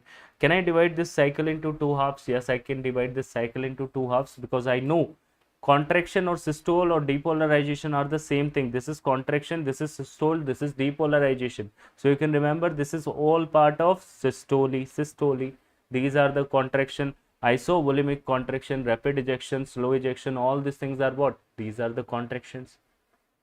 What is relaxation? Diastole, isovolumic relaxation. What is going to happen here? There will be slow filling, rapid filling will be there, right? This filling is going to be also coming under the diastole phase. So whatever amount of blood you are having at the end of the systole, this is known as end systolic volume. तो body में 120 में से कितना फेंक दिया, 70 डाल दिया body के अंदर, कितना बचा 50 ml. So what is the end systole? At the end of systole, whatever volume is there, this is known as end systolic volume. This is going to be 50 ml. So what is going to be end systolic volume? This is going to be 50 ml. What is end diastolic volume? This is your diastole. At the end of diastole, what is the volume? 120 ml, right? So what is end diastolic volume? This is going to be 120 ml. 120 ml, right? They will ask you how to calculate a stroke volume. You can calculate a stroke volume. End diastolic minus end systolic, stroke volume will be 70 multiplied by the heart rate. You will get what? Cardiac output. What is cardiac output? The stroke volume into heart rate. You will get a cardiac output. Suppose heart rate is 70, stroke volume is 70, cardiac output will be somewhat around 5 liter. This is going to be the cardiac output, right? This is a single cycle. If you understand, you will understand all other things around it, right? Now what you need to understand, अगर systole में कोई भी extra sound आ रहा है, if you are finding any other extra sound, this is known as what बच्चे? This is known as murmur, right? If you are finding murmur, this is going to be S1, this is going to be lub, this is going to be dub, this is going to be dub, right? So you have got lub sound, you have got dub sound, and if you are finding any sound somewhere between lub and dub, okay, first earth sound, lub, dub. If you are finding something in the first earth sound, this is going to be what? Systolic murmur. This is going to be considered as systolic murmur. If you are hearing something between dub and lub, this is considered as the diastolic murmur. Diastolic murmur. We can have early systolic murmur, mid systolic murmur, late systolic murmur. Early diastolic, mid diastolic, late diastolic murmur. This is how you are going to understand this, right? This cycle is very, very important. Let you understand a lot of things, right? You got this? Right? So what is this point B they are asking about? This is the point A. है ना? In the question they are asking about point A. So what is point A?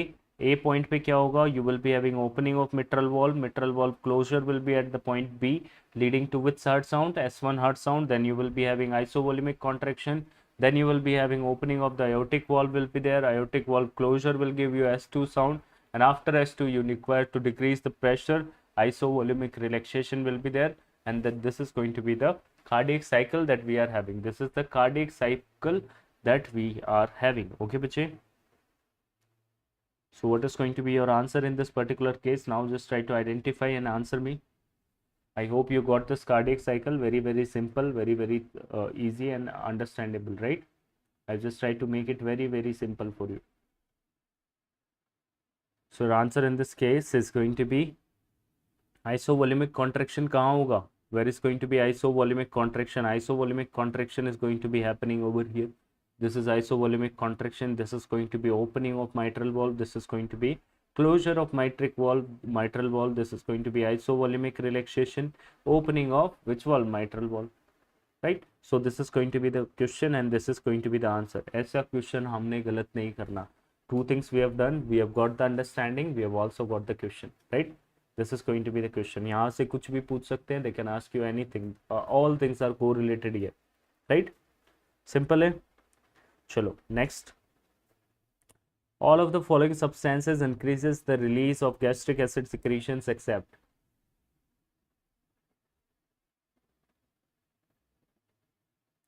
All of the following substances increases the release of gastric acid secretions except. So what is going to be there? All are going to be stimulatory except. So let's try to understand this particular cell. What is this particular cell? This is known as parietal cell. So whenever you are eating food, we have got three phases of digestion. Okay, what is the function of GIT? The function of GIT is to digest the food and to absorb the food. Digestion and absorption. This is the function of GIT. Digestion means whatever complex carbohydrate you are eating, it is going to become glucose, and absorption means glucose, it will be made in the mucosa. In submucosa, you are going to have blood vessel and this glucose will be traveling into submucosa. This is known as absorption, right? These are the two things we are going to have, digestion and absorption, right? Next thing we are having, what is the function? Whenever you are having the food in the GIT, what is going to happen? Your GIT will produce what? Acid. Your GIT will produce acid, and we have got three phases of digestion. First is cephalic phase. Second phase is going to be the gastric one, where the food is in the gastrium, and third phase is going to be your intestinal phase. Cephalic phase, that means food is where? Food is not in the body, it's in the head, right? Food is in the head. You are watching reel in the night time, you will be having cephalic phase, right? Cephalic phase can itself lead to 30% of the acid release. Beta, kitna acid release ho jayega? 30% of the acid release will be there. This is going to be your cephalic phase of digestion. Cephalic phase of digestion will be there. You will be having what? 30% of the acid release will be there. Second one we have got is gastric phase. Now the food is in the gastrium. Food is in the gastrium. And intestinal phase, that means now the food is in the intestine, still you are having acid release. This is going to be gastric phase. Remember, this cephalic phase is coming under feed forward mechanism. What kind of mechanism is it? Feed forward mechanism. We have got positive feedback, negative feedback, and feed forward mechanism. Feed forward mechanism, this is going to be your cephalic phase of digestion, right? It is also known as psychic stimuli. If you think about food and you have what? You have acid release in the stomach. This is also known as psychic stimuli. Psychic stimuli, right? Now, what are the features you will be having? You will be having release of acid from which cells? These are going to be your parietal cells, and parietal cells are going to make acid with the help of this this particular carbonic anhydrase enzyme that we are having. It is under control of three things. One is acetylcholine, second one is histamine, third one is gastrin. This acetylcholine will act via your M1 receptor. It is going to activate your it is going to make the acid secretion. Second is going to be your H2 receptor, leading to what? Histamine. This is also going to cause what? Increase in the acid release, right? And third thing is going to be gastrin, coming from the G cells. It is going to come from the G cells, and this is also responsible for the acid release, right? So what they are going to do, they are going to make this H2 and CO2, they are going to make H2CO3, and now this bicarb will be formed, and this H plus will be formed, and this H plus will be coming into the lumen. This is the lumen, this is the mucosa, this is the submucosa. Here you will be having submucosa, will be having the glands, right? So this is the submucosa we are having, right? So what is going to happen? This H plus will be coming into the lumen. When this H plus is going to come into the lumen, what is going to happen? Second thing, you will be having bicarb chloride exchanger. This is going to be your bicarb chloride exchanger, right? This is the also known as this exchanger is also known as Hamburger shift. This particular thing is responsible for the transport of what? CO2. CO2 transport is going to take place with the help of this bicarbonate. Oxygen transport with the help of hemoglobin. So this is going to be CO2 bicarb exchanger that we are having. This is also considered as Hamburger shift. Hamburger shift, right? So what is going to happen? This chloride is going to come here. H plus is already there, chloride is there. They are going to meet up. They are going to make what? They are going to make H plus, Cl minus is going to make what? HCl, hydrochloric acid. This is the acid we are having, right? Abhi kya karna hai? This acid is going to increase by three things: acetylcholine, histamine, and gastrin. They are the substances which are going to make increase in the acid release. But one of the substance is going to be there which is going to stop the acid release, or you can also call it as a universal inhibitor. That is known as, उसका क्या नाम है? This is known as somatostatin, coming from the delta cells, right? This somatostatin is responsible for the blockage, for the decrease in the acid release. It is going to decrease the acid release. What else can decrease the acid release? बेटा और क्या acid release को कम कर सकता है? This is going to be what? This is going to be the negative feedback by acid itself.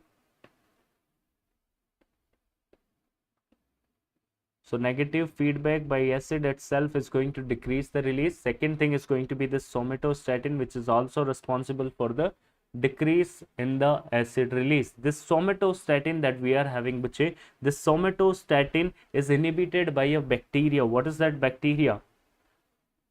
What is that bacteria which is going to cause ulcers or which can also cause cancers? Let me give you the pathology, how it is going to work, right? Let me give you the understanding. So we have got a bacteria that is known as H. pylori, which is responsible for the gastric ulcer. This H. pylori is going to do what? This H. pylori is going to do what? Inhibition of somatostatin, ये किसको बंद कर देगा? It is going to damage the delta cells, it is going to damage the delta cells, and if delta cells are damaged there will be no somatostatin, right? And what is the function of somatostatin? Somatostatin has a function to stop the release of gastrin, it will stop the gastrin, right? It has a function to stop the gastrin G cell, it is going to inhibit the G cells, and G cells are the cells which are going to release what? Gastrin. And we already get to know that gastrin is responsible for the acid production. Yes or no? Three things responsible for acid production. First is going to be acetylcholine, second is histamine, third is going to be gastrin, right? So what is going to happen? Acetylcholine, remember parasympathetic nervous system, in GIT you are having M1 receptor, and this is the same M1 receptor that we are talking about. So if you have this H. pylori infection, this H. pylori is going to kill this delta cells. There will be decrease in the levels of somatostatin. Decreased somatostatin means there will be no break on the G cells. No break on the G cells will lead to what? Overactivation of these G cells. Increase in gastrin will lead to increase in acid, and increase in acid will lead to what? Ulcer formation. This is how we are going to get the ulcer, right? Because of this H. pylori, it is going to change the pH also, but second thing it is going to do is going to the inhibition of this delta cells. This delta cell inhibition will lead to inhibition of the break, and if there is a break fail, you will be having excess of acid, and this is going to cause what? More ulcer production, right? So this is the basic funda we are having. Now what we need to do, we need to block all these things, we need to give the drugs to these patients. I'm just giving you verbally the first thing you can give. You can block this acetylcholine. This is the exam question that we are having. All of the following factors are increasing acid release except. Answer will be what now? Answer will be somatostatin. Histamine will increase the acid release. Gastrin will increase the acid release. And this acetylcholine will increase the acid release. In fact, we have got one cancer. This is known as G cell gastrinoma beta. G cell gastrinoma, also known as which syndrome? Zollinger-Ellison syndrome. This is also known as Zollinger-Ellison syndrome, which is a G cell gastrinoma, right? Here also you will be having lots and lots of acidity will be there. More acid will lead to definitely ulcer formation, right? So we can give what drugs we can give. We can give histamine blocker. These are your H2 blockers, are going to be your Rentec group of drugs, ranitidine, cimetidine, nizatidine, famotidine, right? M1 blocker are going to be your tilenzapine and pirenzapine.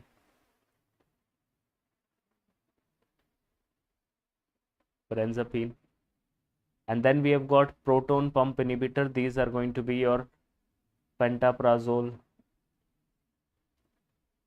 omeprazole, lansoprazole,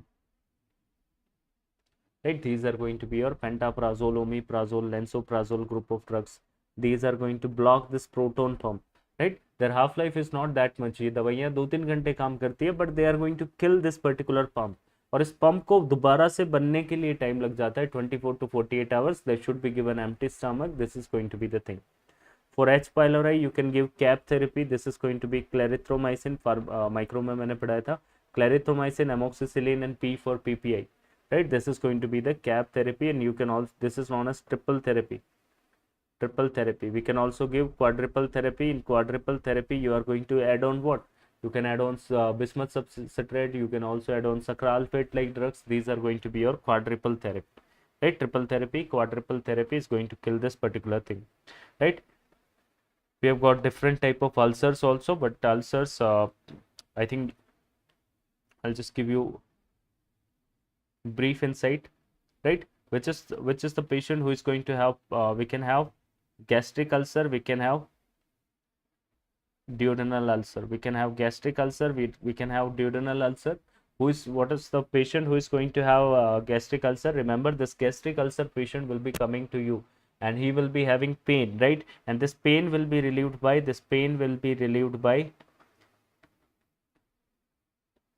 further eating. Sorry, this pain will be relieved by vomiting. If you are having ulcer in the gastrium, this pain will be relieved by vomiting. And if you have ulcer in the duodenum, this pain will be relieved by further eating beta. So when you are going to eat again, this pain will be relieved. This pain will be decreased on further eating. If you are having pain, this pain will be decreased on further eating. तो अगर ये patient बार बार vomiting करेगा, this is going to be a thin patient, this is going to be a thick patient, because this patient is eating again and again, this patient is vomiting again and again, right? So in this question, your answer will be what? A. Answer will be A here. The next question we have got, which of the following hormone is coming from the layer shown in the diagram below, and what is the function of this particular hormone? So what is the hormone that is coming from this particular layer A? From this particular part, which hormone will be coming? Try to answer this one.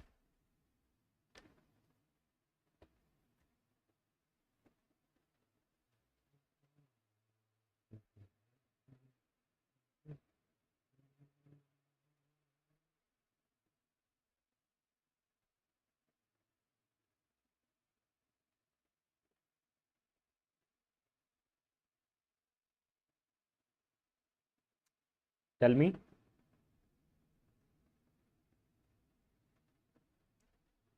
Which is the hormone that is going to come from the layer shown below in the diagram? कौन सा hormone निकलेगा इस particular layer में से? The first one that we are having.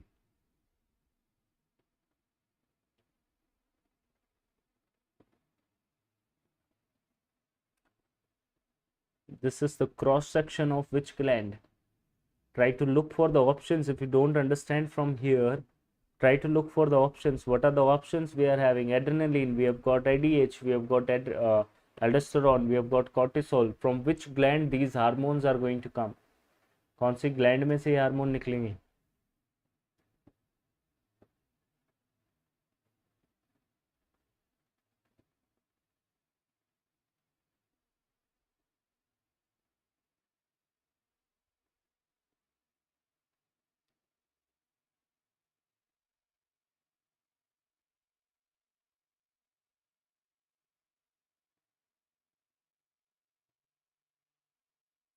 Adrenal gland. Very good. This is going to be which gland, beta?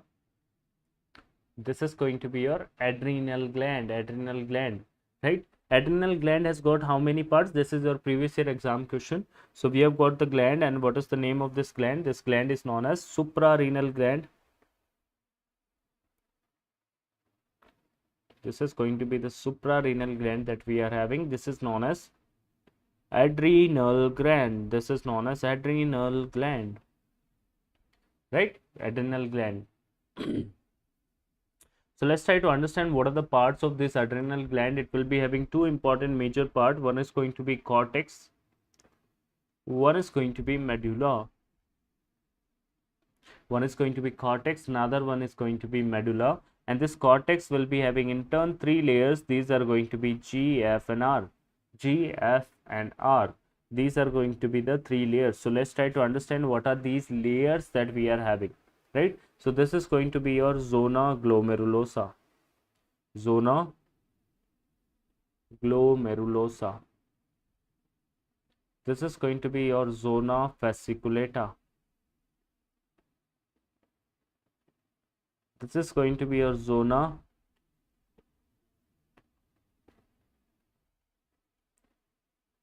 reticularis.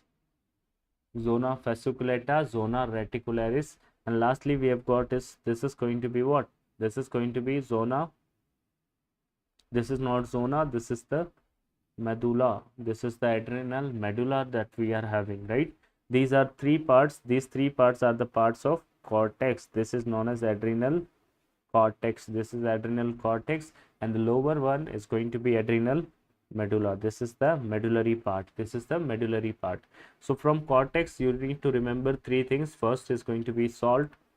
This is going to be the mineralocorticoid. This is going to be the mineralocorticoid that we are having, which is also known as aldosterone, which is also known as aldosterone. They have given you this particular question. They have marked this layer. They have asked you what is the hormone which is going to come. Now they can ask you where this hormone is going to go and work. This aldosterone will go to your kidney. This aldosterone will go to your kidney, and it will do what? Sodium and water retention. It is going to do what? Sodium and water retention.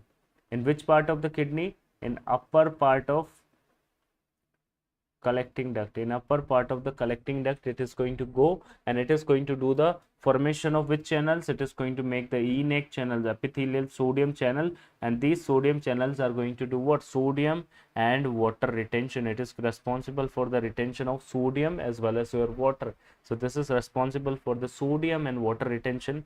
Second layer we have got, which are, this is going to be zona fasciculata.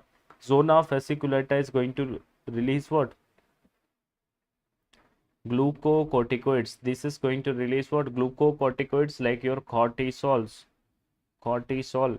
And this cortisol has got some anti-inflammatory properties. This cortisol has got anti-inflammatory properties. Right? This is the internal steroid of the body, and remember, this is a hormone which is going to cause increase in the glucose level. This is going to cause increase in the glucose level. This is a diabetogenic hormone. This is a diabetogenic hormone. This is what they have asked you, which is a diabetogenic hormone. One of them is going to be what? Cortisol is a diabetogenic hormone. Reticularis is going to release what? Dihydroepiandrostenediones. These are the DHEAs, which are the androgens which we are having, are going to be responsible for the growth. Right? Then we have got this medulla. This medulla is going to release what? Catecholamines. Catecholamines like epinephrine, norepinephrine, and dopamine. These are the important one catecholamines that we are having from the adrenal medulla. If you are having tumor of this adrenal medulla, this is known as pheochromocytoma. This is known as pheochromocytoma, where you will be having which appearance on MRI? This is going to be light bulb appearance on MRI. This is going to be pheochromocytoma. You can check for the levels of metanephrines. You can check for the pheochromocytoma. This is going to be the tumor of adrenal medulla, tumor. And when you are going to do the operation, you can use the drugs like phentolamine. You can also use drugs like phenoxybenzamine. To maintain the preoperative and intraoperative hypertension, we can give the drugs like phentolamine and phenoxybenzamine. Right? So in this particular case, if they ask you, this is going to be the thing which is going to come from this particular point A. This is going to be your aldosterone. Adrenaline, we have already learned about adrenaline. Alpha 1, alpha 2, beta 1, beta 2, beta 3 activity will be there. Right? Cortisol is an anti-inflammatory hormone. This is also known as internal steroid of the body. This is the internal steroid of the body, which is also considered as the glucocorticoids. This one is considered as the mineralocorticoids. And this anti-diuretic hormone, the another name for this particular one is vasopressin, which has also got 3 receptor: V1 receptor, V2 receptor, V3 receptor. Right? This vasopressin has got V1, V2 and V3 receptor. V1 is going to cause vasoconstriction. V2 is going to be present in your aquaporins, responsible for water intake in the body. Right? And third, V3 is going to be responsible for the release of adrenocorticotropin hormone, ACTH. Right? These are the ADH hormone that we are having. Right? The next one we have got is about the 23-year-old female patient is presented to OPD with the symptoms of fatigue. Patient is having what? Fatigue is there. Patient is having what? Pallor is there, and weakness is there.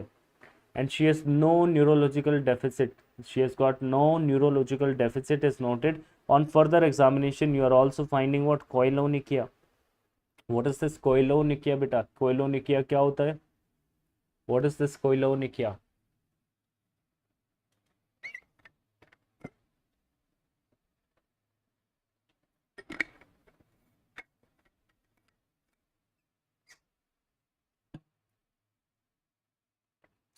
Koilonychia means spoon-shaped nail.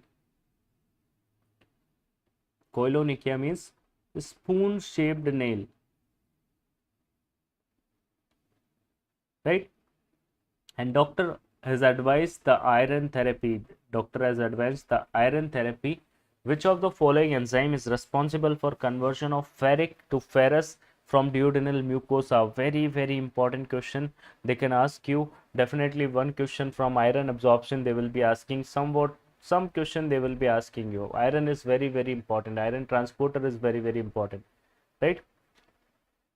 So how this thing is going to happen? What is your answer?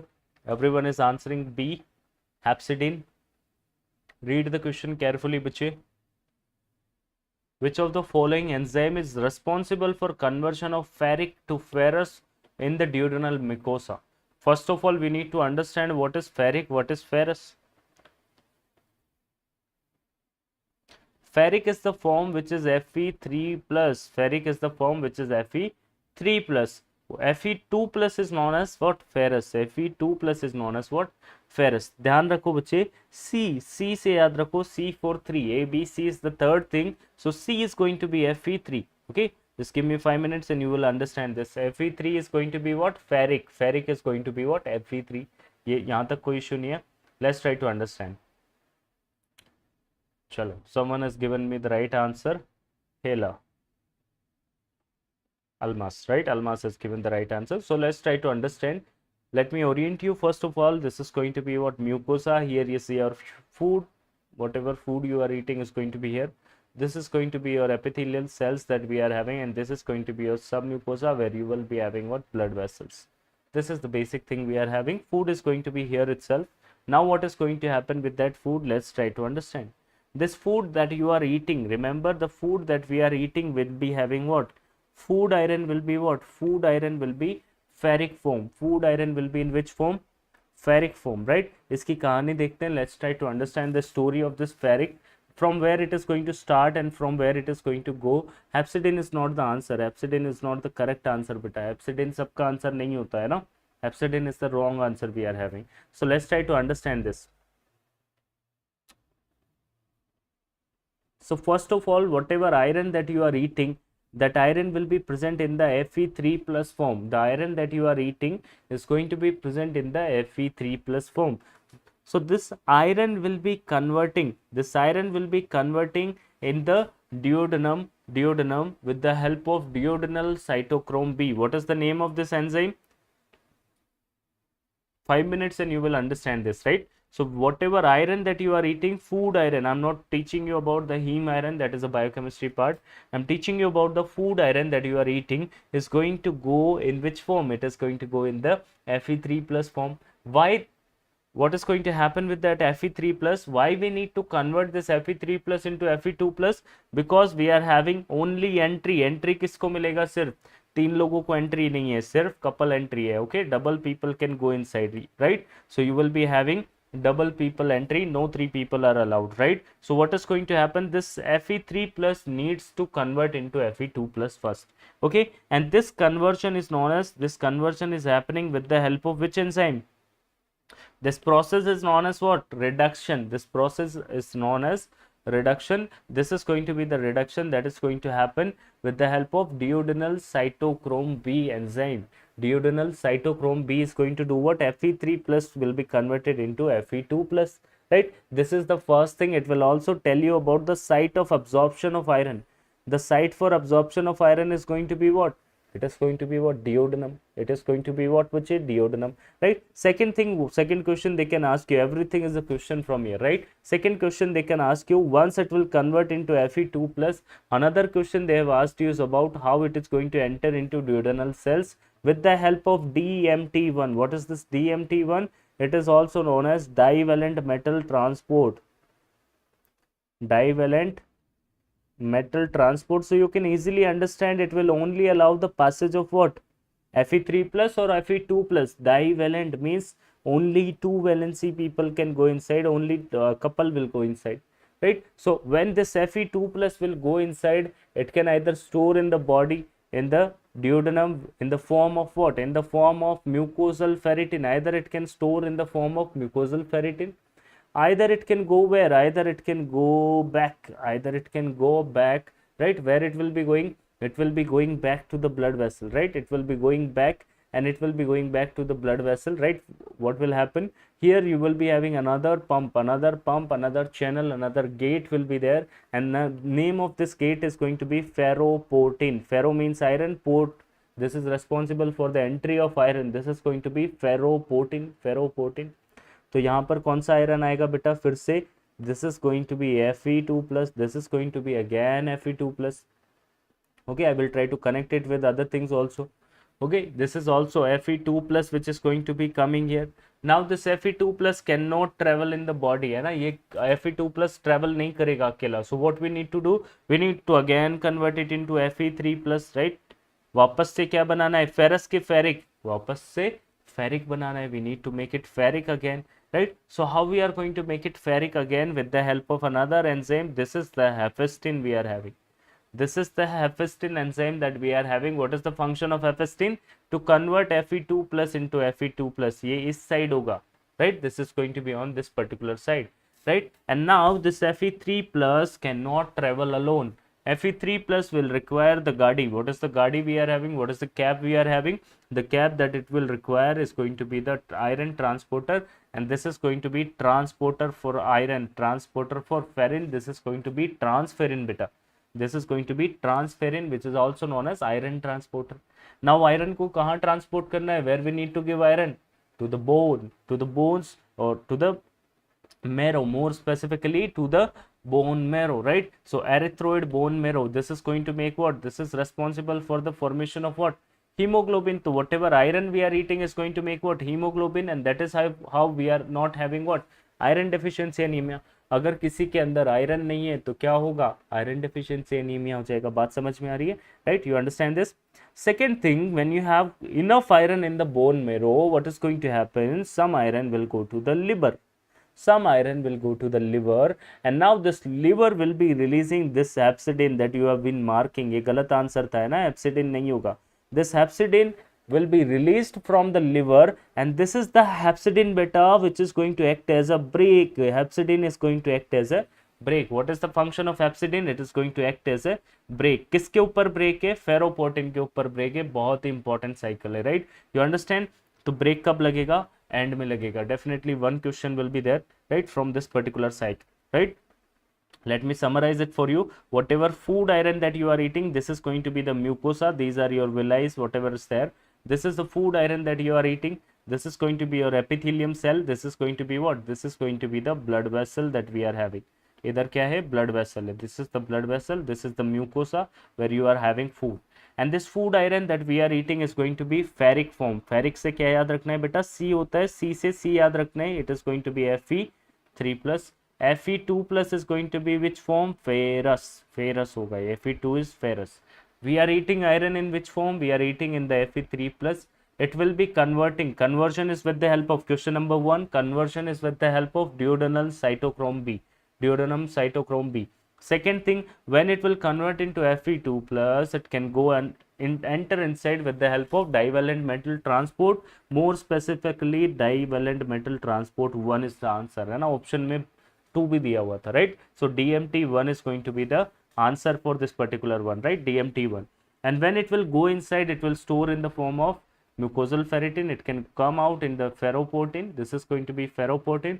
Now Fe2 plus needs to convert into Fe3 plus with the help of hephaestin. With the help of hephaestin, and this iron will be traveling with the help of transferrin, and this iron can go back into the cell also. Liver, right? It can go back into the liver also. What is the brake for iron? This is going to be known as hepcidin. What is the brake for iron, bacha?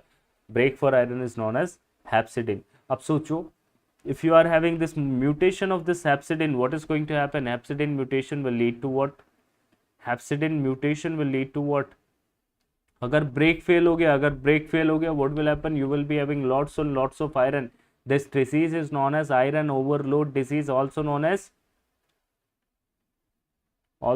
what is the another name for this particular disease? This is also known as hemochromatosis, where this iron is deposited in the liver, causing what? Liver cirrhosis. Excess of iron deposition on liver will cause liver cirrhosis. If the same iron will go to the pancreas, it can cause what? Diabetes. It can cause what? Diabetes. What kind of diabetes? Skin color will also change. This is going to be bronze diabetes. This is going to be bronze diabetes. We can have skin color will be changing. You will be having what? Hyperpigmentation will be there. Right? This is going to be the things you will be having in the hepcidin mutation, or you can also remember HFE gene mutation. HFE gene mutation, hepcidin mutation is going to cause what? This particular thing. Now I ask you four simple questions. What is the eating form of iron? What is the eating form of iron that we are eating? What is the iron? Food iron is going to be what? First answer will be ferrous. Second question is how it is getting converted from ferrous to ferric with the help of what? Duodenal cytochrome B. This is the second question. What is the site for iron absorption? This is the third question. Duodenum is the site for iron absorption. Once it will absorb, now what is going to happen? It will enter into the cell. It will enter into the duodenal cells, epithelial cells, with the help of what? With the help of divalent metal transport 1. DMT1 is responsible. Fourth question. Fifth question, you can have storage in the form of what? Storage form of iron is going to be what? Ferritin. Storage form is ferritin. Entry into blood is going to be what? With the help of ferroportin.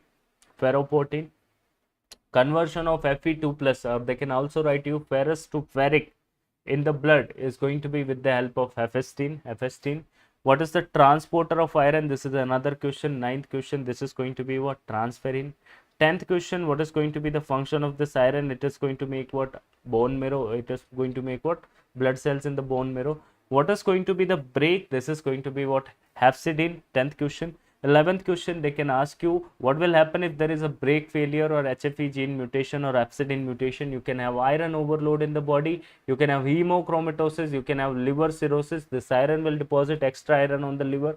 This iron can deposit in your beta cells of pancreas, leading to what? Bronze diabetes. You can have hyperpigmentation. Very, very important, definite question from this particular thing.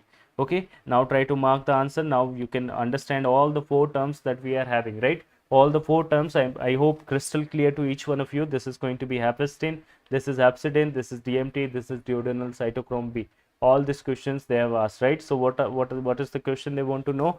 Ferric to ferrous in duodenal mucosa. This is how you can also read the question. If you have good concept, you can understand. Ferric to ferrous is going to happen because of what? Is it hepcidin? Is it hephaestin? Is it DMT? Is it duodenal cytochrome B? Now you can mark the answer with confidence. This is going to be definitely, sir, duodenal cytochrome B is going to be the answer. Okay, no issues with this. Give me a quick confirmation. No issues with this, so that we can move forward. Just try to read the another question.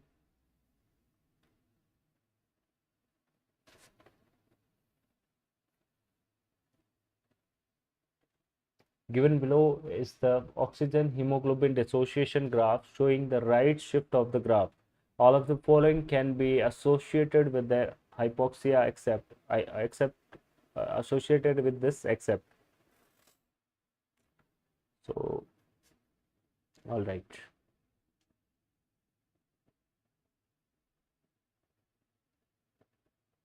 All right, try to solve this question.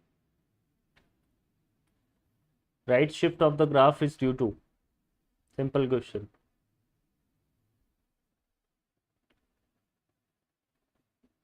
Right shift of the graph is due to what? Due to hypoxia? Is it due to acidosis? Is it due to reduced in affinity? Is it due to alkalosis? This type of question, if you use your common sense, what is the common sense? Sir, hypoxia and reduced affinity are cut it, right? Because the two options are contradictory. These are acidosis and alkalosis. तो answer तो इसमें से होगा कुछ ना कुछ, right? ऐसा कुछ क्वेश्चन है. All of the following can be associated with this except. तो तीन तो एसोसिएटेड होंगे, एक नहीं होगा, right? They want to know about what, which one is not associated, right? So what you can suspect that two options are contradictory. These are acidosis or alkalosis. दोनों में से एक आंसर होगा, दोनों तो साथ में होंगे नहीं, right? So you can remember hypoxia, you can remember reduced affinity. Now you have only 50-50. Try to answer.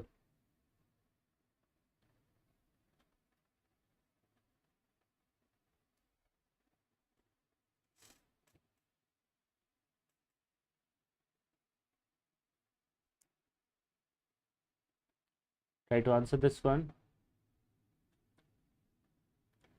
So let me make you understand how this thing is going to take place. Let's try to understand this, right? So we have got what? We have got this graph. This graph is known as hemoglobin oxygen dissociation curve. This graph is known as hemoglobin oxygen dissociation graph. This graph is known as hemoglobin oxygen dissociation graph, where we are going to learn how this hemoglobin is dissociated from the oxygen. This is a classical question they are asking from the physiology, right? Every time they are asking this question, because you are learning these things with the help of mnemonics, and then you will forget it, right? In the examination you will be making mistakes because you will forget the mnemonic. So let's try to make some concept around it, and let's try to understand this with the help of some concept, so that you will not be able to forget this, right? Let's try to understand. So what is this hemoglobin and oxygen? Sir, this is a basic thing we are having. Hemoglobin as a function to transport the oxygen, yes or no? Hemoglobin का function क्या होता है? What is the function of hemoglobin? To transport the oxygen to different cells wherever it is required, right? So this is a HB कहानी, ये कहानी है hemoglobin oxygen की. And what is going to happen? यहाँ पर इस कहानी में क्या होगा? यहाँ पर reduced in affinity. एक word याद रखने, the only word you need to remember, in the right shift you will be having reduced in affinity. Affinity means love. Affinity means love. So when you are going to have decrease in the love, when you are going to have decrease in the affinity, कब होगा decrease in affinity? When you have what? Hypoxia. इनका breakup कब होगा? When we are going to have the breakup, hemoglobin plus oxygen breakup is going to take place when you have what? When you have hypoxia. जब आपको oxygen की ज़रूरत पड़ेगी तभी तो एक ऑक्सीजन छूट के आएगा, तभी तो हीमोग्लोबिन इस ऑक्सीजन को छोड़ेगा, right? This is what is the hypoxia we are going to have, right? और जब भी हाइपोक्सिया होगा बेटा, जब भी हाइपोक्सिया होगा तो क्या मैं कह सकता हूं कि CO2 का लेवल, हाइपोक्सिया होगा तो ऑक्सीजन का लेवल क्या कम हो जाएगा? Yes, this is what is known as hypoxia. और अगर हाइपोक्सिया हो गया तो क्या CO2 का लेवल बढ़ जाएगा? यस, CO2 का लेवल बढ़ जाएगा. This is going to be the increasing, right? So whenever you are having hypoxia or whenever you are having more of CO2, what will happen? This is going to cause right shift of the graph. Right shift means breakdown will be there. Right shift means breakdown will be there. Increase in CO2. Who is the brother of CO2? Always remember, जब भी CO2 बढ़ेगा क्या बढ़ जाएगा बेटा? H plus बढ़ेगा. जब भी CO2 कम हो जाएगा क्या हो जाएगा? H प्लस कम हो जाएगा. So these are going to be brothers for life, है ना? ये दोनों क्या है? भाई भाई है, ये दोनों हमेशा साथ में चलेंगे. CO2 increase leading to what? Increase in the level of H plus. Increase in H plus is also known as what? Alkalosis or acidosis. Increase in H plus is going to be what? What happens to the pH? Increase in H plus means acidosis or alkalosis. Increase in H plus means what is going to be there? It is going to cause acidosis. H plus बढ़ जाएगा तो क्या हो जाएगा? Acidosis हो जाएगा, right? CO2 बढ़ जाएगा तो क्या हो जाएगा? Acidosis हो जाएगा, right? This is going to be the acidosis that we are going to have. And acidosis means what is going to happen with the pH? What is going to happen with the pH in acidosis? You will be having increase in pH or decrease in pH. pH कितना होता है? pH कम की तरफ हो जाएगा. 1 2 3 4 like pH will be there, right? This is going to be, pH will be decreased, right? So they can ask you anything. You will be having decrease in the pH, you will be having increase in the H plus. You can they can tell you increase in the temperature. Remember बेटा, जब आप temperature बढ़ाओगे तो क्या breakdown बढ़ जाएगा, इनका प्यार टूटेगा? यस, टेम्परेचर बढ़ेगा तो हीमोग्लोबिन ऑक्सीजन टूट जाएगा. ऑब्वियस सी बात है, whenever you are going to increase the temperature everything will be broken. This is going to increase what? Increase in temperature. So simply, no need to mug up anything, just remember simple funda. What is the simple funda? Hemoglobin oxygen की कहानी है. When this hemoglobin is released or when this breakup is going to happen, whenever there is requirement. And when is going to be the requirement? Whenever there is increase in CO2. Increase in CO2 means increase in H plus. Increase in H plus means acidosis. Acidosis means decrease in pH, and decrease in pH means increase or you can also remember increase in the temperature will also do this particular thing, right? So what is going to be the answer here? यहाँ पर reduced affinity था या increased affinity था? Okay, let me make you understand the another part, counter part. ये क्या हो गया? Right shift of the graph. This is going to be right shift of the graph. In right shift, you need to remember what is the effect that is going to be, we calling it, this effect is known as Bohr effect. This effect is known as Bohr effect. This right shift is known as Bohr effect. What is left shift? What is left shift? Left shift में क्या होगा? Now they are tightly packed. Now they are tightly packed. इनका प्यार बढ़ गया, इनका affinity बढ़ गया. Here you will be having reduced affinity or increased affinity. Increase in the affinity, increase in the love is going to be there. And if there is increase in the love, what is going to happen? Are they going to do the breakup? There will be no breakup. If there will be no breakup means what? You will be already having what? Good amount of oxygen. That means what is low? What is low? CO2 will be low. And if CO2 will be low, you can easily understand what is going to be low. H plus will be low. And if H plus will be low, what do we call it? We call it acidosis or alkalosis. We call it alkalosis. And what will happen in alkalosis? pH will be increased. There will be increase in the pH and there will be decrease in the temperature also. Right? So this is going to be the left shift of the graph. This is going to be the left shift of the graph. What you need to remember, left shift is known as Haldane effect. Haldane effect. Right? Whereas this right shift is known as Bohr effect. Bohr effect. Right? Simple. Hai? Right? Now just try to answer this question. Right shift, they want to ask you right shift. Right shift means what is going to happen? Reduced in affinity. Reduced in affinity means what is going to happen? You will be having hypoxia. Yes. Hypoxia means what is going to happen? Reduced affinity will lead to hypoxia. Hypoxia will lead to increase in the hypoxia की वजह से क्या होगा? You will be having increase in the CO2, increase in the H plus. Increase in the H plus is known as acidosis. So all these three things can be there. What is not going to be there? This is going to be alkalosis. This is going to be the answer in this particular case. Very good, guys. Very good. Okay. Next one we have got, in the given spirogram, the point E is indicating about.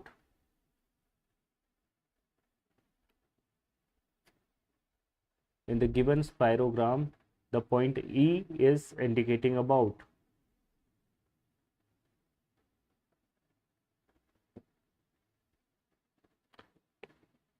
यहाँ पर point E क्या बता रहा है? You need to answer this. This is the point E that we are having. It is going to tell us about what? This point E is telling us about what? This point E is telling us about what?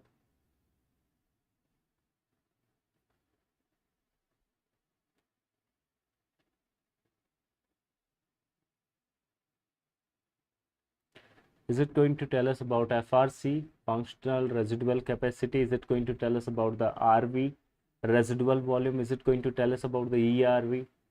Is it going to tell us about the VC, vital capacity? It's very simple. It is very, very simple. So let me make you understand what are the volumes we are having, what are the capacities we are having, है ना?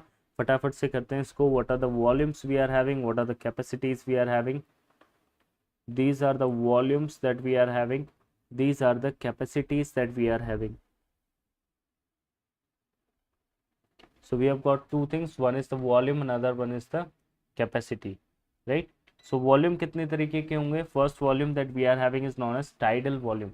So just look at this particular graph. Tidal volume is the volume that you are inhaling, that you are expiring or inhaling with a normal tidal volume that we call it. Normal inspiration, normal expiration. What is the volume of air that you are inhaling? This is known as normal tidal volume. This is going to be what? 500 ml. This is going to be 500 ml. This is going to be normal tidal volume that we are having, 500 ml. Right? What is IRV? Inspiratory reserve volume beta. Inspiratory reserve volume is going to be what? The volume that you can inhale with the maximum inspiration. है ना? So this is going to be the volume with the maximum inspiration. From this particular point, this is the maximally that you can inhale. This is known as inspiratory reserve volume. This is known as what बच्चे? Inspiratory reserve volume. एक बार समझ में आ गया? Question गलत नहीं होगा, right? So this is going to be what? Inspiratory reserve volume. Third one we have got is expiratory reserve volume. The maximum expiration that you can do, है ना? Like that. The maximum expiration that you can do. This is going to be expiratory reserve volume. And lastly, you have got what? Residual volume. So this is the residual volume, which is the volume of lungs which you cannot measure normally. For example, let me give you one example. Like you bought balloon right? You bought balloons, right? In balloons, once you inflate a balloon, there will be always some amount of air will always be there. This amount of air you cannot change, you cannot make it out, you cannot bring it out, right? This is going to be the volume. This is known as residual volume. So we have got these four volumes. What are the four volumes? मैं mnemonic दूंगा, तुमको याद हो जाएगा, right? So what are the four volumes? First, understand the four volumes. Tidal volume, IRV, ERV, RV. Tidal volume is the normal volume. Inspiratory reserve, maximum inspiration. Expiratory reserve, maximum expiration. And residual volume is the volume which is going to be retaining there. अब होती है capacities. चार capacities याद रखने, four capacities. First one is your inspiratory capacity. Inspiratory capacity मतलब क्या हो गया बेटा? वॉल्यूम में हमने सिंगल लिया था. अब इंस्पिरेटरी कैपेसिटी मतलब tidal volume plus inspiratory reserve volume. This is known as what? This is known as inspiratory capacity. ऐसे ही एक्सपिरेटरी कैपेसिटी हो जाएगा. एक्सपिरेटरी कैपेसिटी मतलब tidal volume plus maximum expiration that you are doing. This is going to become expiratory capacity. Vital capacity is going to be maximum inspiration, maximum expiration, and this maximum expiration along with the tidal volume. So यहाँ से लेकर यहाँ तक का जो है, this is going to become what? Tidal volume. Maximum, look here, this is the tidal volume, this is known as tidal volume. This is your maximum inspiration, this is your maximum expiration, and this complete entity will become what? This complete entity will become vital capacity, which is having inspiratory reserve volume, tidal volume, and expiratory reserve volume.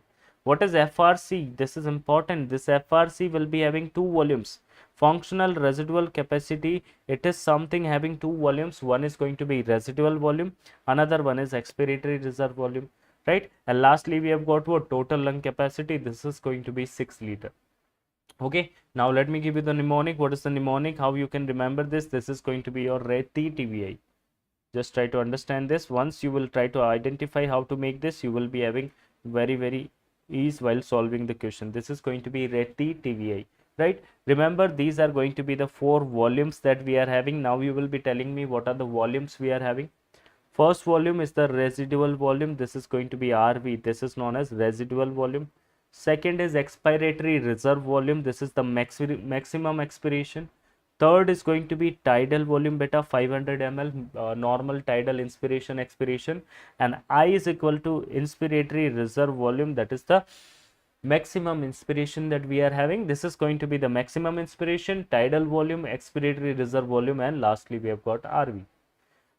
यहाँ पर लिखेंगे बेटा capacity, यहाँ लिखेंगे हम लोग capacities. So we have got total lung capacity, TLC, we have got vital capacity, we have got inspiratory capacity, right? How to remember them?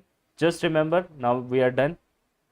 Residual volume plus ERV is going to make what? Functional residual capacity. Residual volume plus ERV, this is your residual volume plus maximum expiration. This is going to become what? These two are going to make what, bache? These two are going to make FRC. This is known as functional residual capacity, functional residual capacity, right? Then this ERV and this TV, expiratory reserve volume, maximum expiration plus tidal volume. This is going to become what? This is going to be expiratory capacity, expiratory capacity. This is going to be expiratory capacity. You can check tidal volume plus ERV is known as expiratory capacity. And lastly, we have got what? Now you can make it simple. Tidal volume plus IRV is going to become what? Inspiratory capacity. Tidal volume is the normal respiration. IRV means maximum inspiration. Maximum inspiration plus tidal volume, inspiratory capacity. Maximum inspiration, tidal volume plus maximum expiration. This is known as what? This is known as vital capacity. This is known as vital capacity. Tidal volume, this is normal inspiration. Maximum inspiration, maximum expiration, this is going to become what? Vital capacity. And when I'm going to combine all of them together, this is going to become what? Total lung capacity. Once you make it, you will be having it with you. This is going to be RETI TVI. This is going to be RETI TVI. You will be able to solve the question, because in exam they will be asking you what is VC, what is IC, what is FRC, what is TLC, and you will be getting confused over there, right? So this type of question, we are not going to make anything wrong. Okay, now you will be telling me one by one, what is this first one?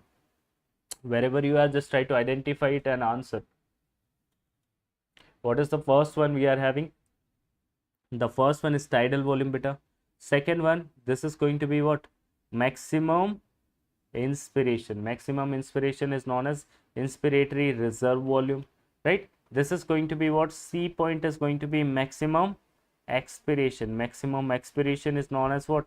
Expiratory reserve volume. And whatever is there is going to be become what? That you cannot touch. This is going to become what? Residual volume. This is going to be the E point, right? And then what is D?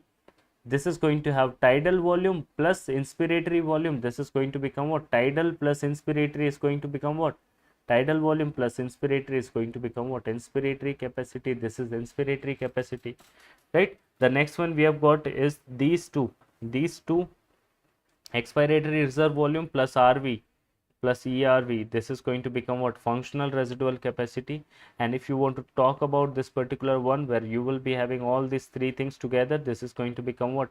Vital capacity, and all of them are going to become what? Total lung capacity. Simple है ना, right? Just go through this particular thing. देखो ये कुछ questions है जो definitely they are going to ask you, bar bar repeat होते हैं. Oxygen hemoglobin dissociation curve, this pyrometry वाला question है ना, वो प्रेशर वॉल्यूम ग्राफ वाला question. These are the questions which are going to come again and again. Okay, primary active, secondary active, transport पे question पूछ लेंगे. So they are going to be fix type of question they will be asking you, right? In this particular case, the answer is going to be what? Residual volume, which is going to be the point E. I hope you understood this. Now, which of the following point correspond to depolarization of the right atrium? Now you gotta answer me, which of the following point is responsible for the depolarization of the right atrium? Right atrium का depolarization किसकी वजह से हो रहा है? Okay. How many says A, B, C, D? Try to answer.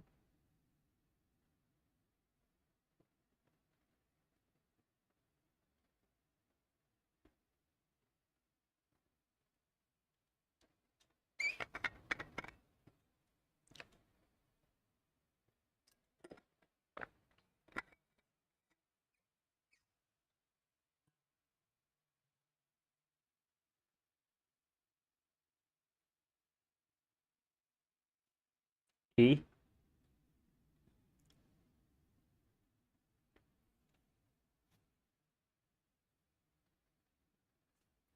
Let me make you understand this also.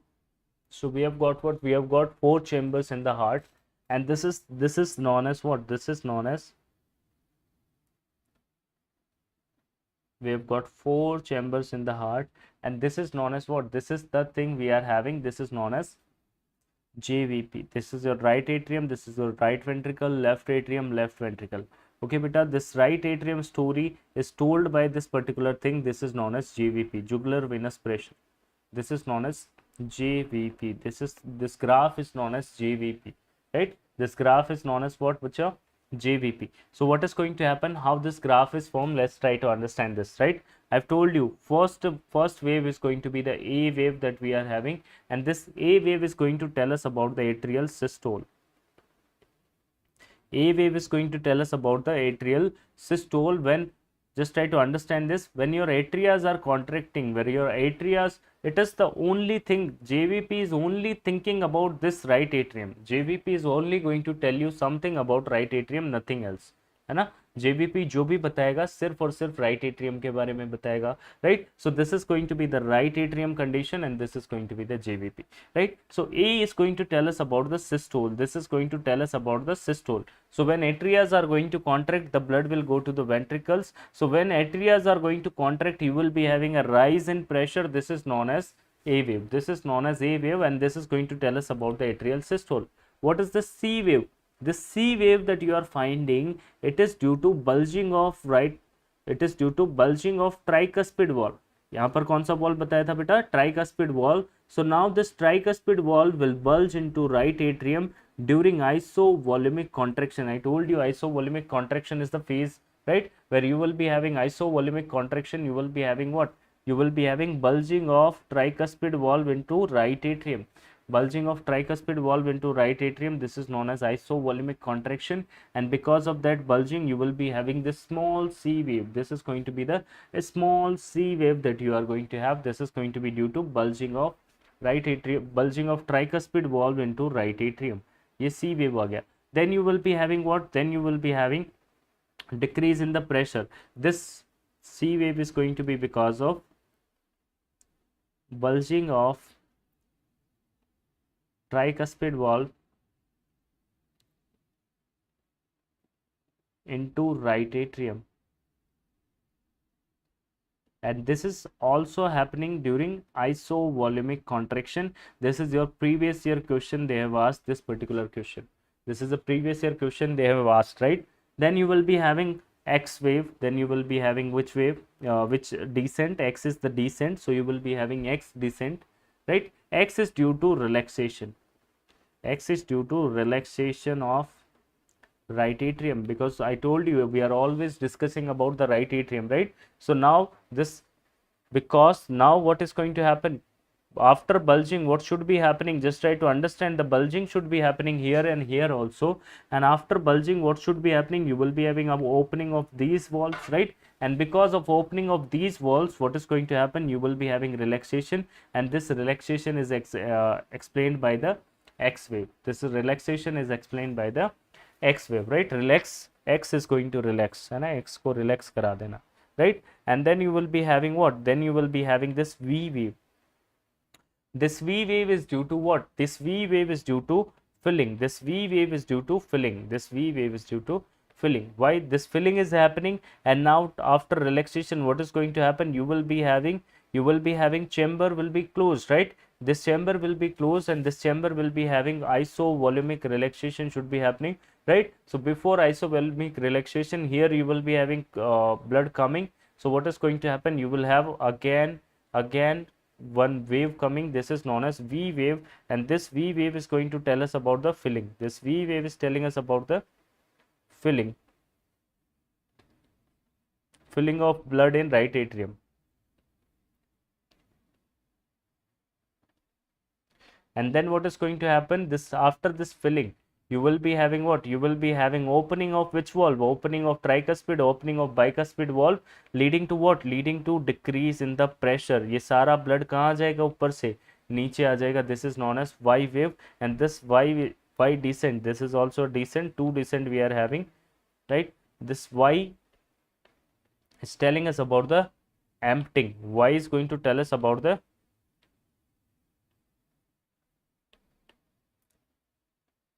emptying of right atrium.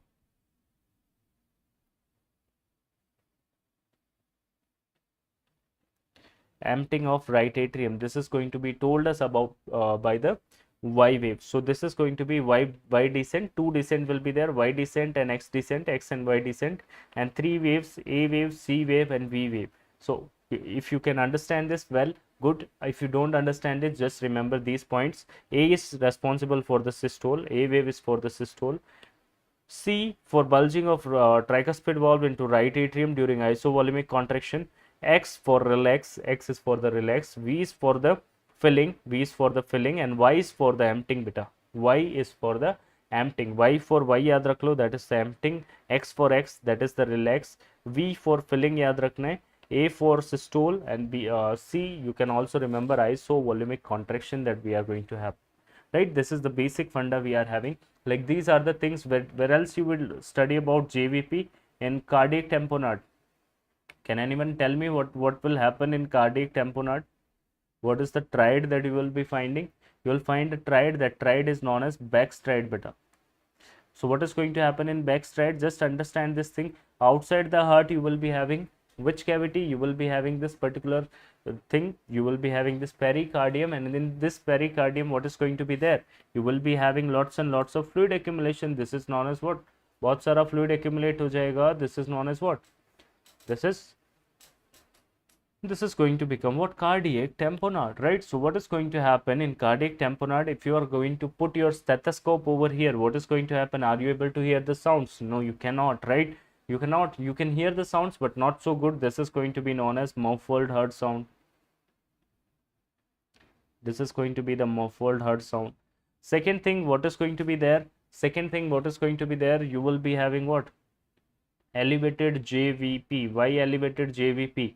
Because you will be having more pressure here in left ventricle and right ventricle, leading to what? More pressure in the right atrium, and this right atrium pressure will lead to what? Raised JVP. Third thing, you will be having what? Hypotension beta.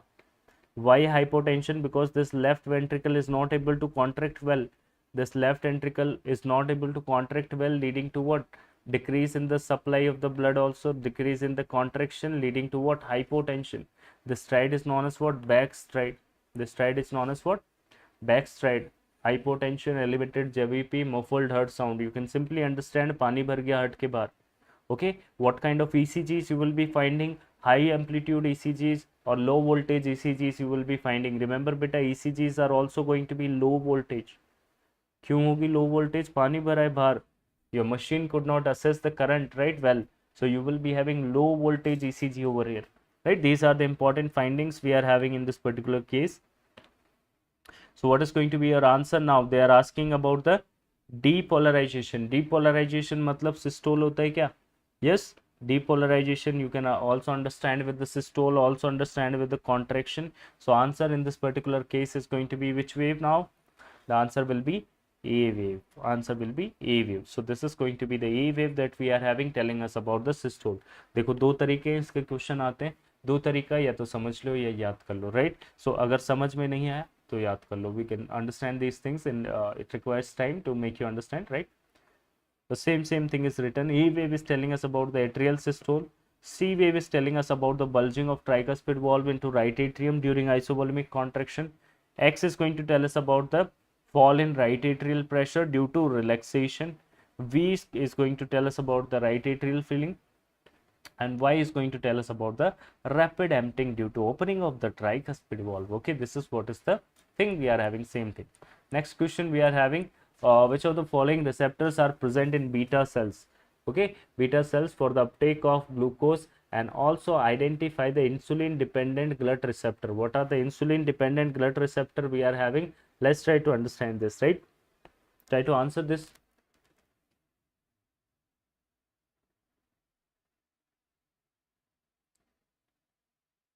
Then I will summarize the diabetes for you.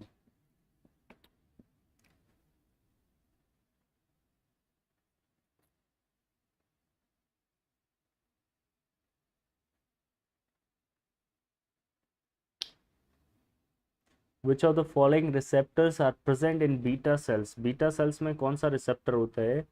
For the uptake of glucose, and also identify the insulin dependent glut receptor. What are the insulin dependent glut receptor? कौन से होते हैं? Present in the skeletal muscle.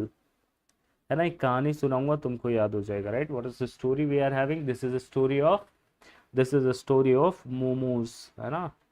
ये मोमो वाली कहानी है, right? So let's try to understand the story of momos, right? When you are eating momos, what is going to happen?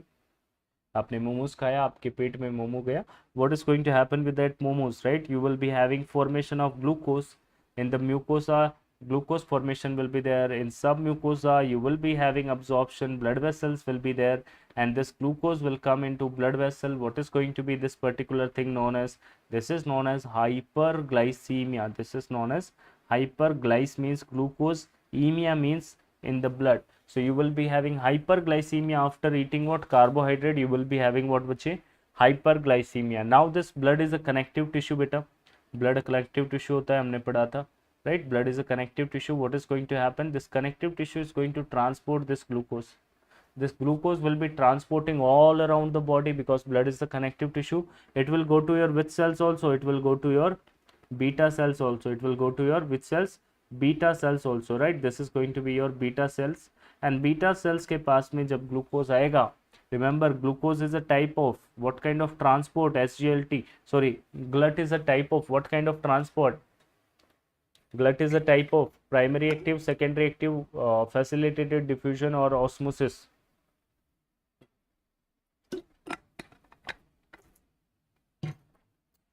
Remember beta, this glut is a type of facilitated diffusion. So what is going to happen? This glucose is going to come inside. When this glucose is going to come inside, you will be having formation of glycolysis, right? Glycolysis होगा, and end product of glycolysis is going to be pyruvate, है ना? कितना ATP बनता है? 7 ATPs will be formed, right? And after formation of this ATP, what is going to happen? You will be having the ATP sensitive potassium channel. है ना। जब तक मैं ये बता रहा हूँ, just try to write down all the drugs that you know, all the drugs that you know about the diabetes, right. हम लोग उसको भी समराइज कर लेंगे, राइट। एंड टाइम में you already revised all those things, right? Just we will summarize everything, right? So whatever glucose you are eating, that glucose will convert into pyruvate, and now what will happen, this ATP sensitive potassium channel will be there, and this ATP sensitive potassium channel will be closed beta. ये ATP sensitive potassium channel बंद हो जाएगा because of the ATP production.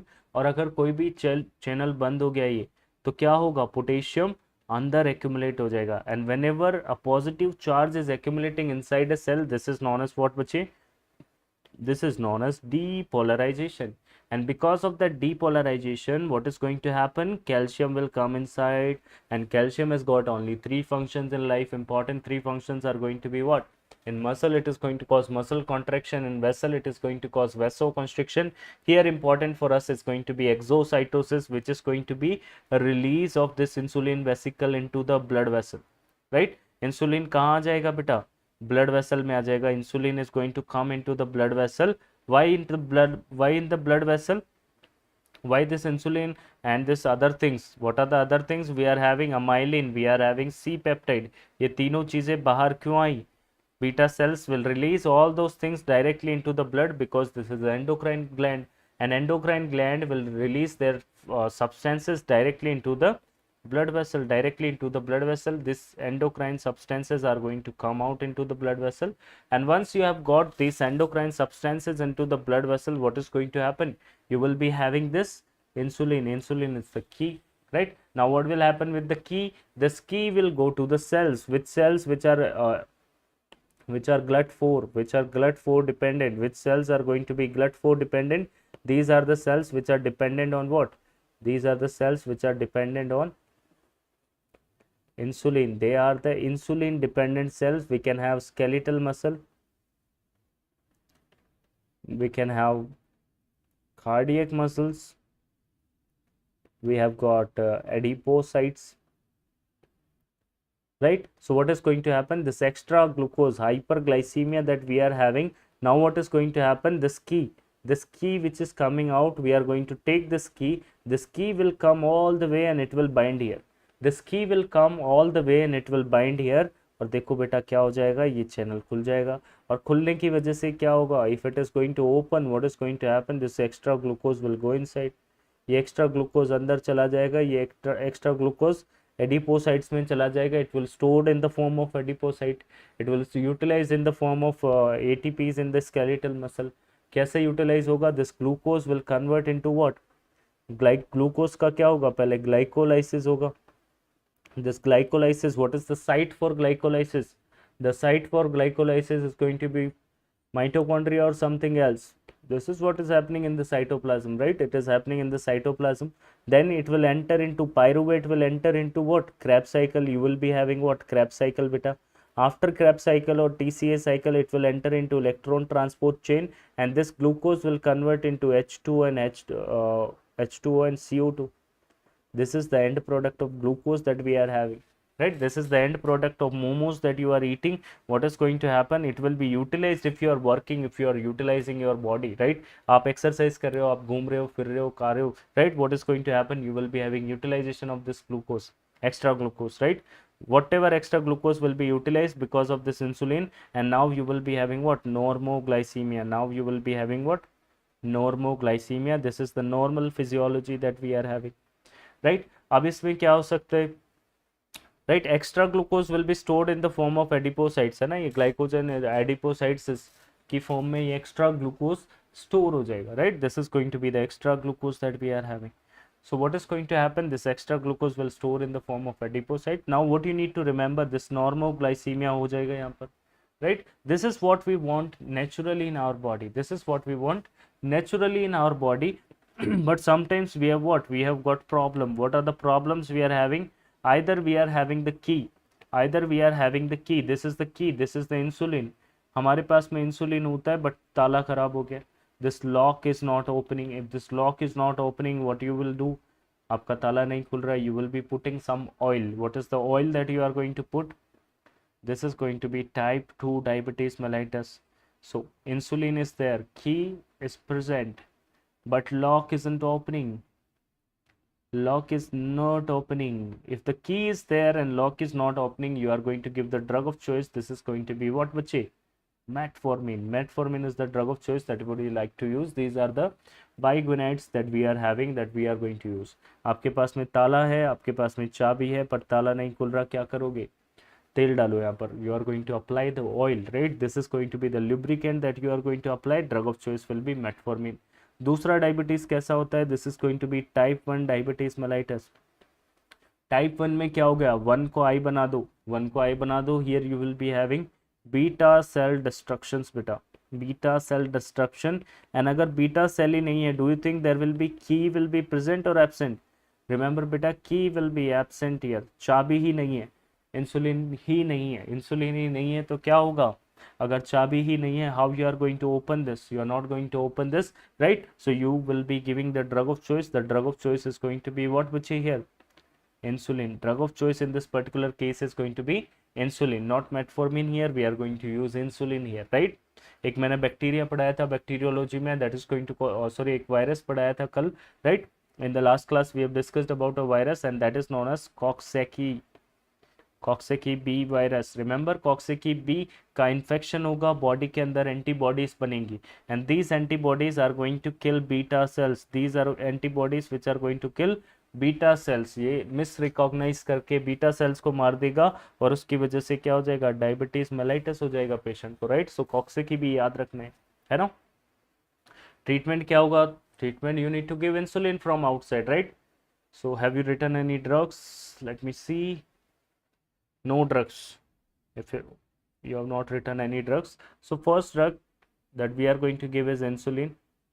Why you have not written, right? Second drug we are going to discuss is going to be your metformin, also known as biguanides.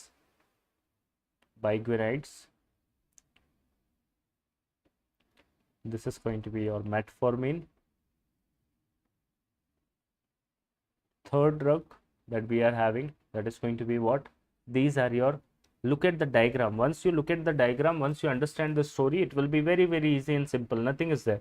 आपने मोमो खाया, hyperglycaemia हो गया, right?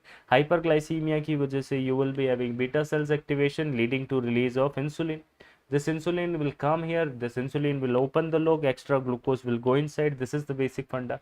अभी क्या हो गया? टाइप 1 डायबिटीज, इंसुलिन ही नहीं है, चाबी नहीं है इस ताले की, चाबी दे दो बाहर से. टाइप 2 डायबिटीज, चल चाबी तो है, ताला खराब हो गया. अगर ताला खराब हो गया तो ऑयल डालो इसमें. This is going to be metformin. Third drug, now all the drugs, oral hypoglycemic agents that you are going to use are going to cause what? They are going to cause the same thing. ये कुछ अलग नहीं करेंगे, ये कुछ अलग नहीं करेंगे. ultimate function is what? Body के अंदर ग्लूकोज नहीं रहना चाहिए, right? So how they are going to stop the avoiding of this glucose? They are going to block this channel directly. Whatever drugs which are going to work on this ATP sensitive potassium channel, they are known as, they are the drugs which are going to be working on ATP sensitive potassium channel. These are known as sulfonylureas. These are known as sulfonylurea. इधर लिख लेता हूँ. So we have got what? Sulfonylureas. These are going to be blocking the ATP. They are going to be blocking the ATP sensitive potassium channel. अगर ये ATP sensitive potassium channel को बंद कर देंगे तो क्या होगा? डीपोलराइजेशन हो जाएगा. Because of depolarisation what will happen? Calcium will come inside, insulin will release will be more. So this is the basic funda that we are having. They are going to increase the insulin. What are the example? These are going to be G plus ide group of drugs. Major याद रख लो. These are going to be G plus ide group of drugs. These are going to be gliclazide, gliblancylamide, okay, gliburide, gliclazide. All these drugs that you are telling me, they are going to be what? G plus ide, okay? Gliblancylamide, glimepiride, all these drugs are going to be what? These are the sulfonylureas that we are having. Then we can do what? Then we can increase the incretin. What is incretin? Look at the diagram. What is incretin? This is the GLP-1 agonist receptor. This is the GLP receptor.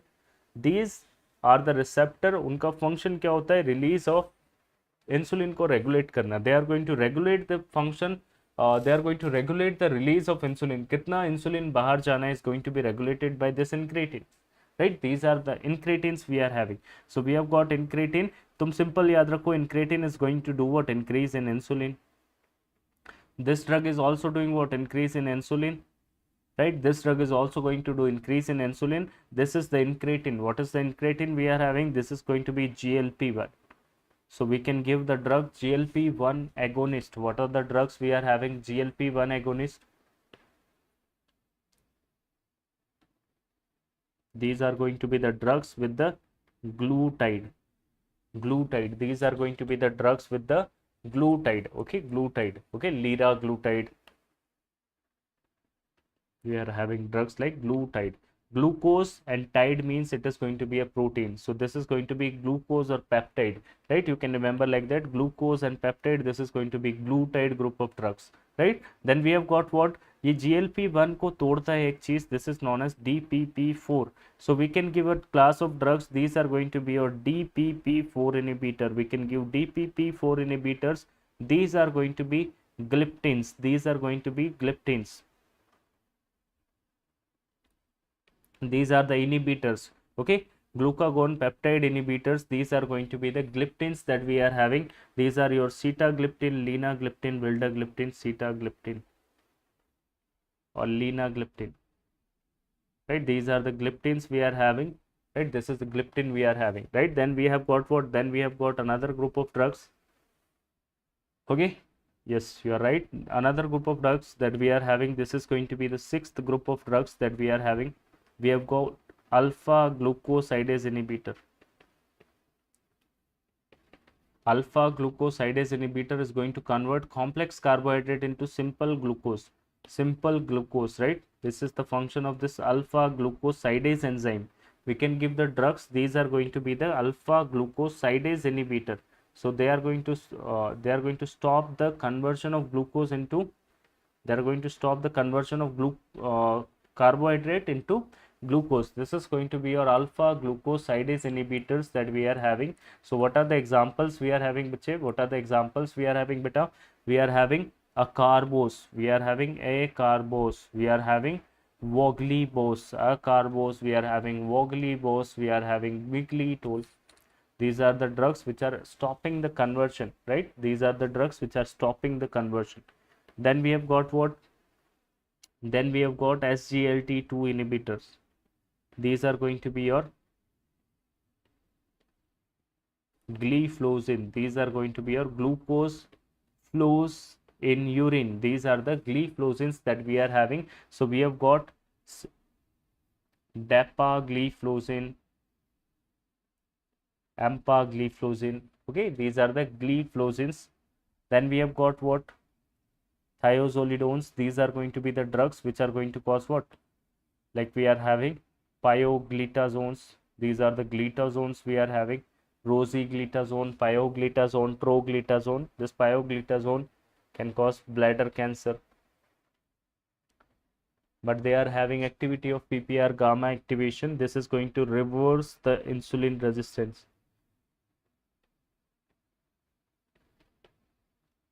Right, these are the major group of drugs that we are having. And lastly, we have got what? A myelin analog. This is going to be your pramlintide.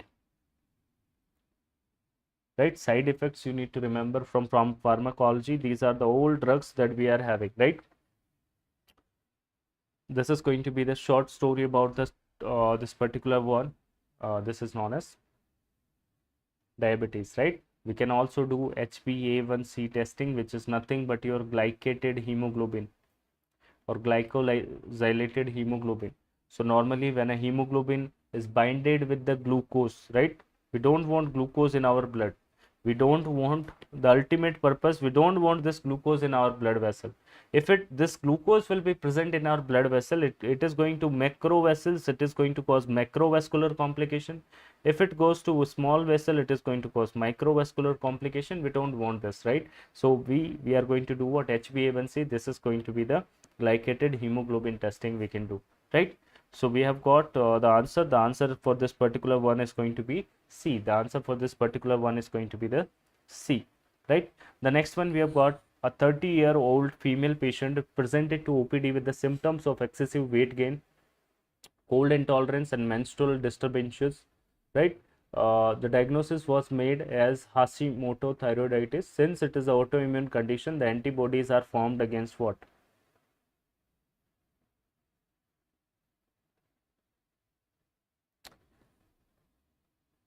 Yes, what they are talking about, 30-year-old female patient OPD में आ रही है with the symptoms of excessive weight gain, cold intolerance, menstrual disturbances, right? So these are the symptoms like weight gain,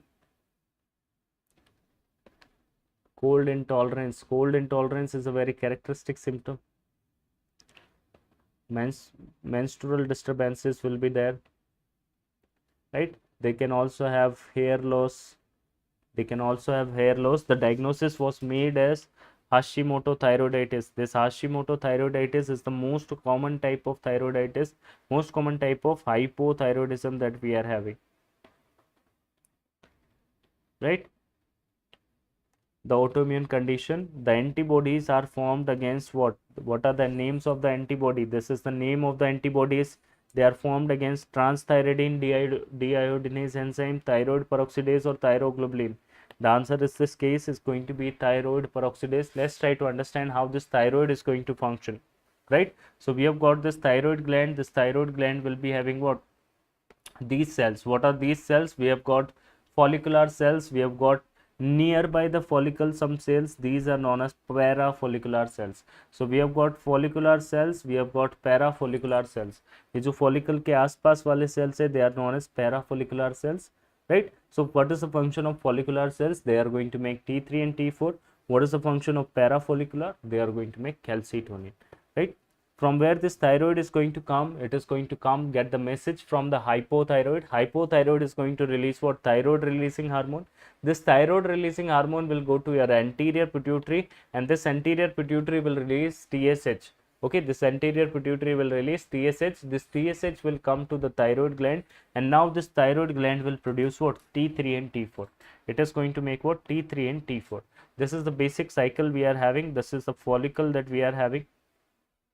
These are the basic follicular cells that we are having. These are the basic follicular cells, and nearby these follicular cells are small parafollicular cells, and this is the cells which are having the blood vessel. So I'm just taking one part out. This is the one part that I'm taking out, where we are going to have what?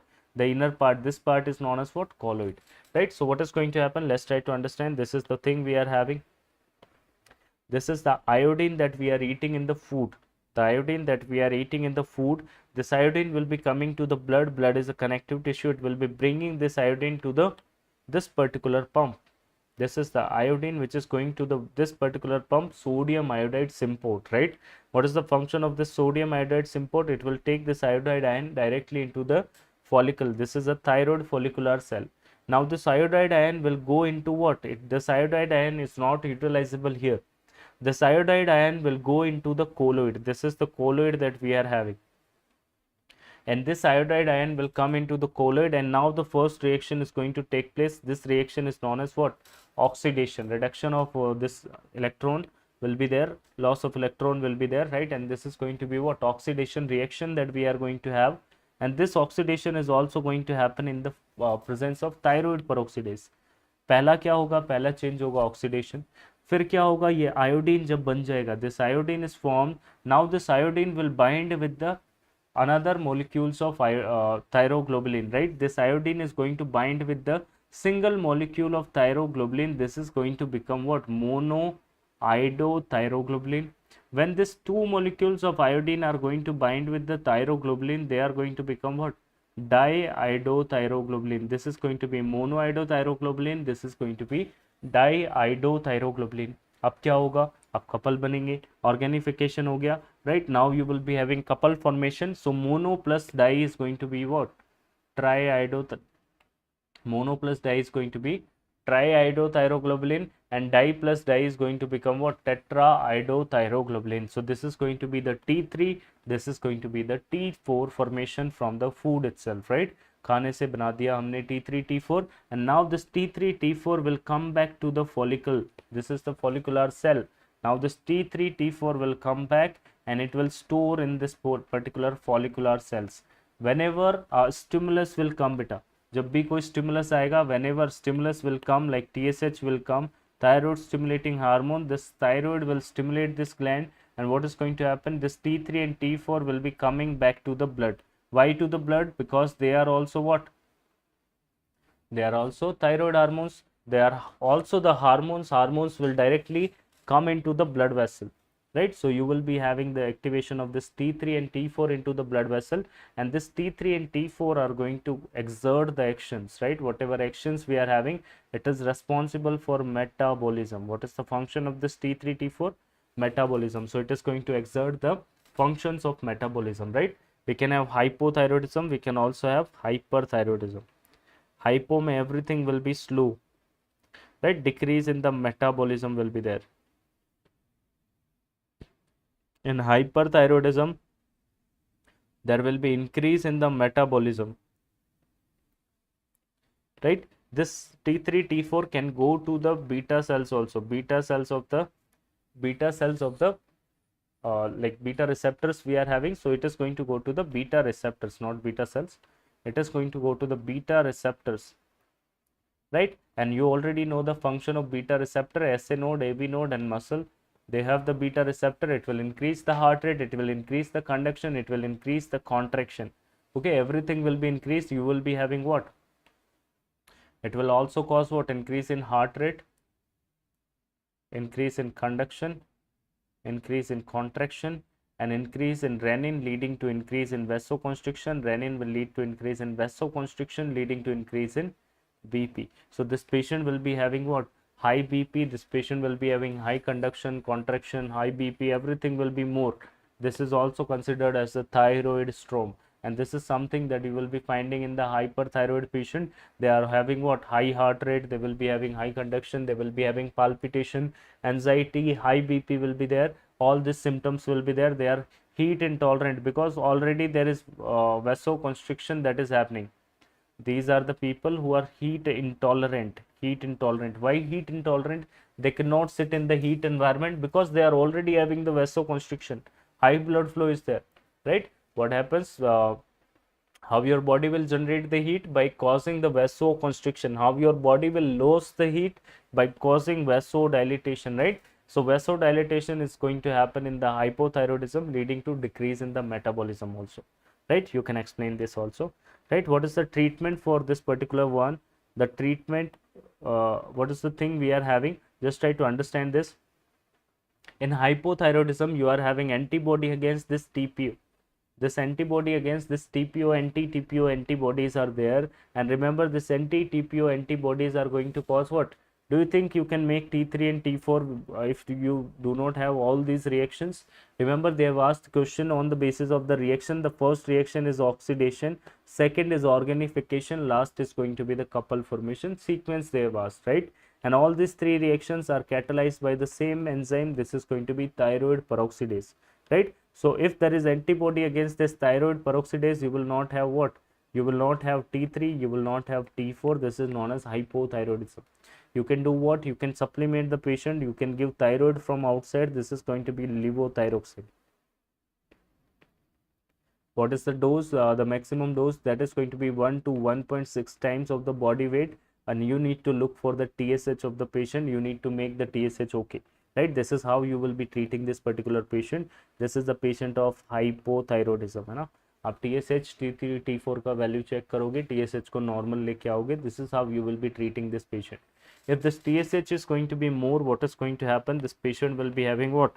This patient will be having goiter. TSH is more, that means what is going to happen? This TSH is going to send a message to the thyroid gland. TSH जाके message भेजेगा. And what is the property of a muscle? Property of a cell, either it can grow in number, either it can grow in size. What is going to happen? You will be having message coming, right? What is going to happen? There will be increase in the size of the thyroid. Without TPO, it cannot make what? It cannot make T3 T4, but it can increase in the size only, right? So it is going to increase in the size only, right? You understand this? What happens in hyperthyroidism? You can also understand the treatment for hyperthyroidism. You can give drugs which are NIS inhibitor. You can block this one. No iodine will go inside. You can block this one. These are going to be perchlorate and thiocyanate. These thiocyanates will be present in cabbage also. You can give TPO inhibitor drugs. These are going to be what? Carbimazole, methimazole, propylthiouracil. These are going to be the drug of choice. You can give secretion inhibitor, that is your sodium iodide or potassium iodide compounds, right? You can also do peripheral conversion inhibitors. These are going to be the drugs. And you can also give gland destroyers, which are going to be iodine 131, which is going to emit beta rays. These beta rays are going to damage the thyroid gland. And symptomatic treatment for thyroid storm is going to be what? Beta blocker. This is propranolol. Why? Because all these receptors, all these symptoms are happening because of this beta receptor, so you can block that also, right? So short summary about this particular one. The next one we have got is going to be your 15, that is going to be at 76-year-old male patient is presented to emergency department with the symptoms of stroke. This patient is having symptoms of stroke. On examination, doctor performs the test that comes out to be positive. All of the following can be true about this particular condition except.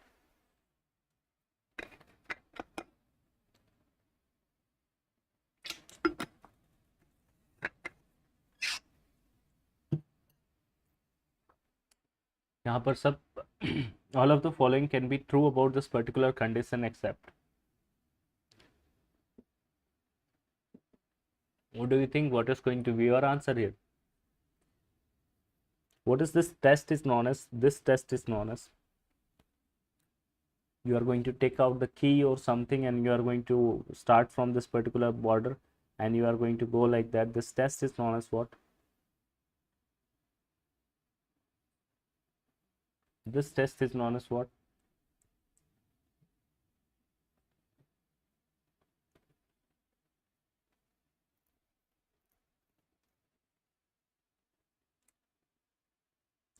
This test is known as Babinski reflex beta. The test they are talking about is about the Babinski test. Very good, Molstry. This is the Babinski test that we are discussing about, right? So what is going to be the features of this Babinski reflex is going to be positive in which test? Read the question carefully. Babinski can be positive, right? Doctor performs the test that is coming out to be positive. That means this is a Babinski positive. Babinski positive means which palsy will be there? Upper motor neuron is gone or lower motor neuron is gone. And then I will make you understand how you will, how this information is going to your brain. It is very, very simple. How this information is going to your brain, how the information is coming from the brain, how you are going to make the actions. This is going to be very, very simple, right? This is going to be very, very simple that we are having, right? So what is the type of palsy that you are expecting here? Is it upper motor neuron? Is it lower motor neuron? Is it receptor problem? What is, where is the lesion? Right, upper motor neuron, let me give you a very simple example that we are having. What is this upper motor neuron? What is this lower motor neuron? And what is this particular palsies that we are having?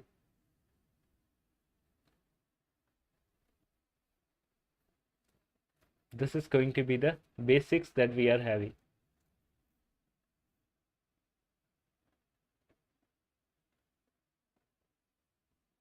All of you agree with that? This is upper motor neuron. Yes, whenever you have got upper motor neuron, we have got three things: upper motor neuron, lower motor neuron, and receptors. Okay, just think like that. Let me give you a simple example. How this thing is going to happen? What are the different pathways we are having? How the information is going into the brain? This is the different pathways we are having.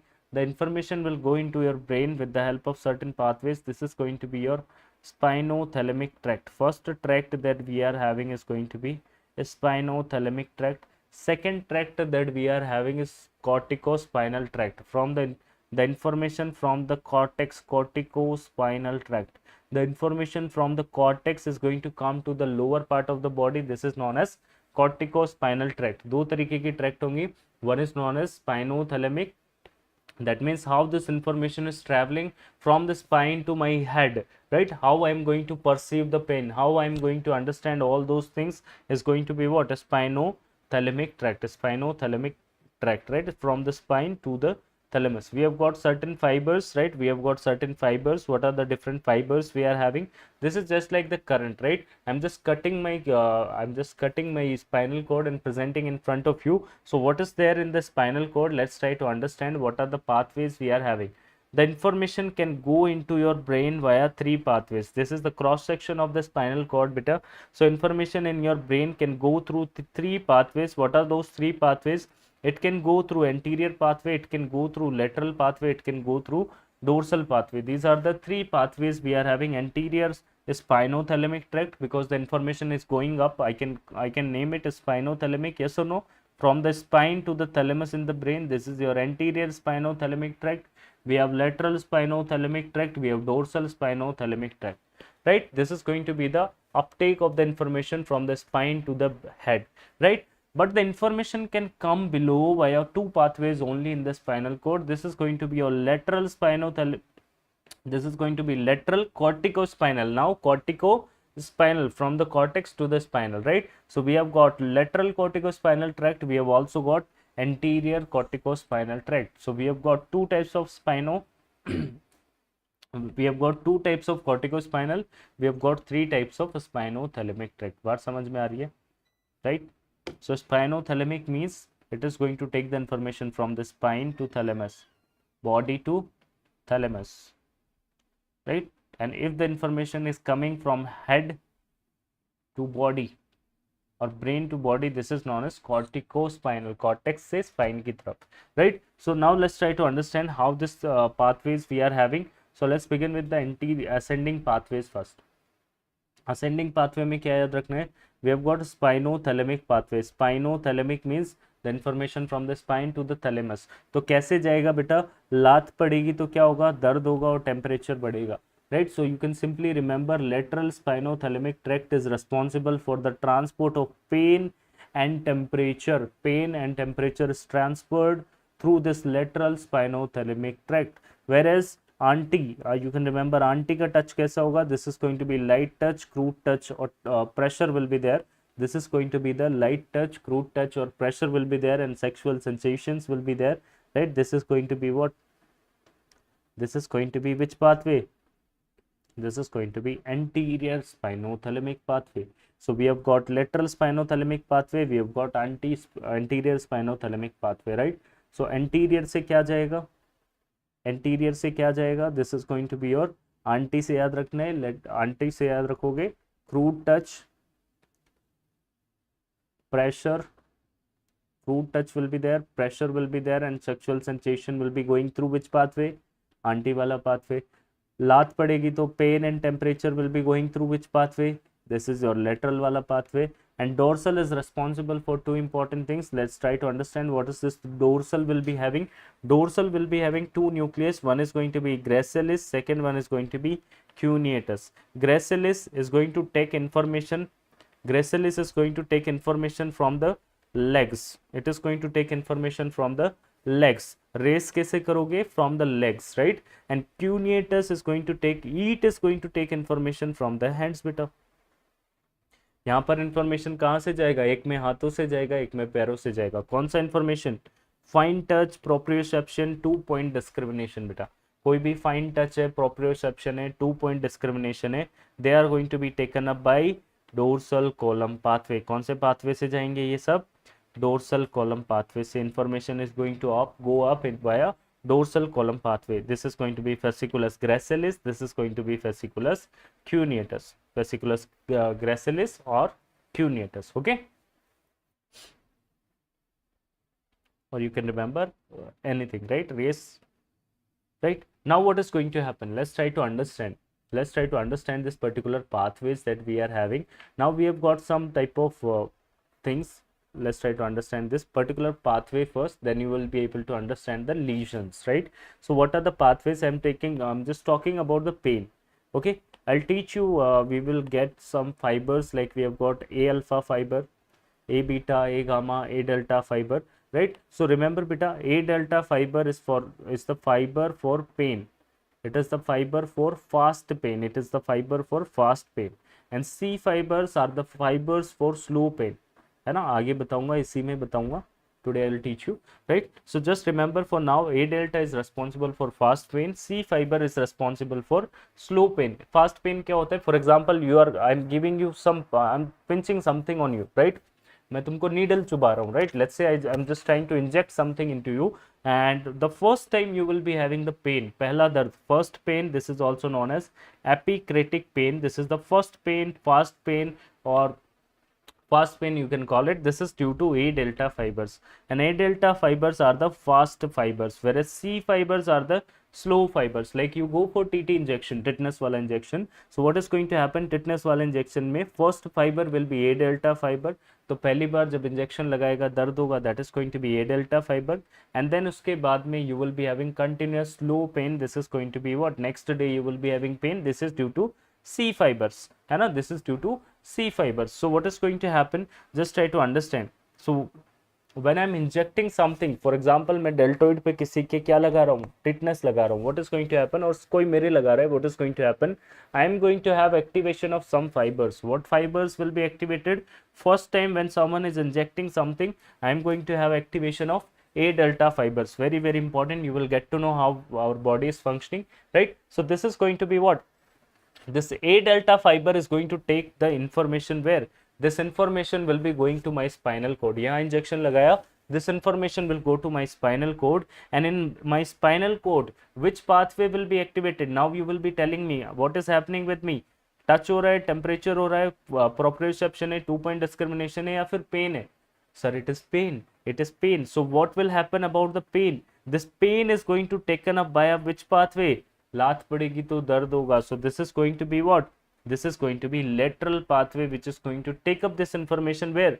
This is a spinothalamic tract. यहाँ से crossing होगा, ये anatomy में पढ़ा होगा, right? Crossing will be happening and this information will be taken up from my spine to the thalamus. This is known as spinothalamic tract, right? और thalamus में जाने के बाद में क्या होगा? This information, my thalamus will get to know this is A delta fibers which are bringing the pain. That means they are fast pain or slow pain. Body को कैसे पता चलेगा ज्यादा तेज दर्द है कि स्लो दर्द है? Body will assess the fibers. If they are A delta fibers, this is going to be what? This is going to be fast pain, right? This is going to be fast pain. So what is going to happen? This sensation will be going to the relay station in the thalamus, and thalamus will get to know where we need to send this information.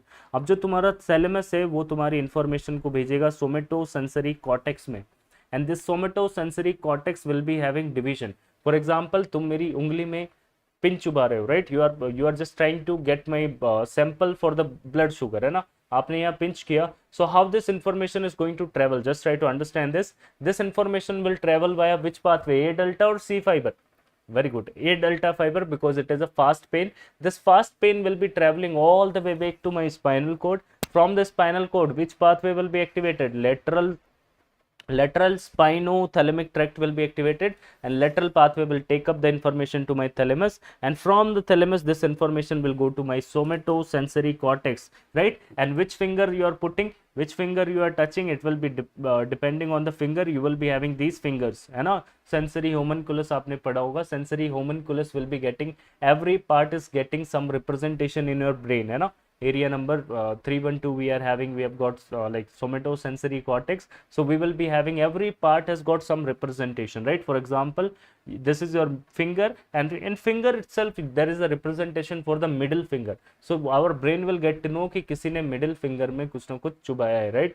Someone is trying to draw the sample out of us, right? So what is going to happen now? What will happen now? This motor cortex is coming into action, right? This motor cortex is going to come into action, and your fingers will try to move, right? How they are going to move? Let me make you understand. From the brain the information will go. Now these are the fibers which are going to take the information from the brain. So they are cortico-spinal tract. So from the brain this information is going to come. It will cross here, and 90% will come in the lateral pathway, and approximately 10% will come in the anterior pathway. This is what we have understood. And now this information will go to my hand, and this is going to be A alpha fiber, which are the fastest fiber. मैं फटाक से हाथ हटा लूँगा, right? This is the A alpha fiber. This is very heavily myelinated. I am going to remove my hand as soon as possible. मुझे समझ में आ जाएगा मेरे को दर्द हुआ. आप इस कनेक्शन को कहीं से भी काट दो, my body will not get to know कि मुझे दर्द हो रहा है. आप क्रॉस में ए डेल्टा फाइबर्स को कट कर दो बीच में से, this is known as anaesthesia, right? This is what is you are doing in the anaesthesia, right? So you understood. So information from the brain is coming. right? Via which pathway? Corticospinal tract. Information from the brain is coming via corticospinal tract, and this information will come to where? This information will come till this anterior horn cell. This is known as what? This yellow part is known as upper motor neuron, and after this, from the head to the spinal cord is going to be upper motor neuron, and then after this, what is going to come out is known as lower motor neuron.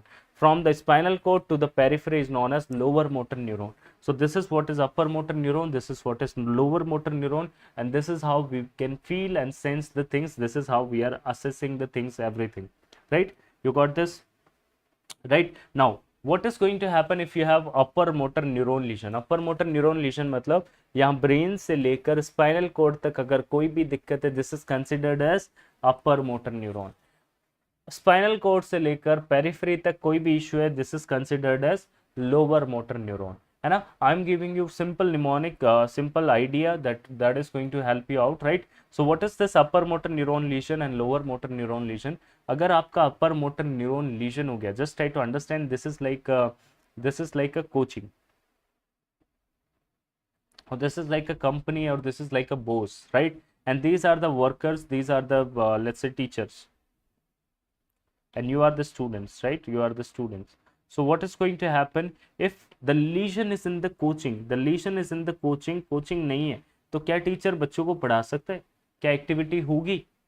Yes, element can activate your receptors, your teacher can teach the student, right? So this is going to be the first thing we are having, and this is going to be the first thing we are having. If there is upper motor neuron lesion हुआ, so what is going to happen? अगर ये coaching नहीं रहा, अगर coaching नहीं रहा तो क्या टीचर बच्चों को पढ़ाएगा? यस पढ़ाएगा. क्या एक्टिविटी बढ़ेगी? यस एक्टिविटी बढ़ेगी. So you just remember upper motor neuron legion, everything will increase, everything will increase, activity will increase, right? You will be having tone in the muscle, yes, tone will be positive. You will be having Babinski positive, yes, Babinski will be positive. You will be having what kind of paralysis? A spastic paralysis. A spastic paralysis मतलब खतरनाक वाला paralysis will be there. You will be having some spasm. What about deep tendon reflex? आप reflex check करोगे मार के, you will be having DTR positive. Everything will be positive here. But what about the Salomon palsy? When you have lower motor neuron palsy, that means problem is where? After the spinal cord, problem is in the body. This is going to be lower motor neuron palsy. LMN अगर गया, teacher अगर गया तो क्या coaching आपको पढ़ाएगी? अगर teacher नहीं है, if teacher is not there, do you think there will be activity? Without teacher, without faculty, how you are going to understand, how you are going to read? You cannot study, right? This is going to be what?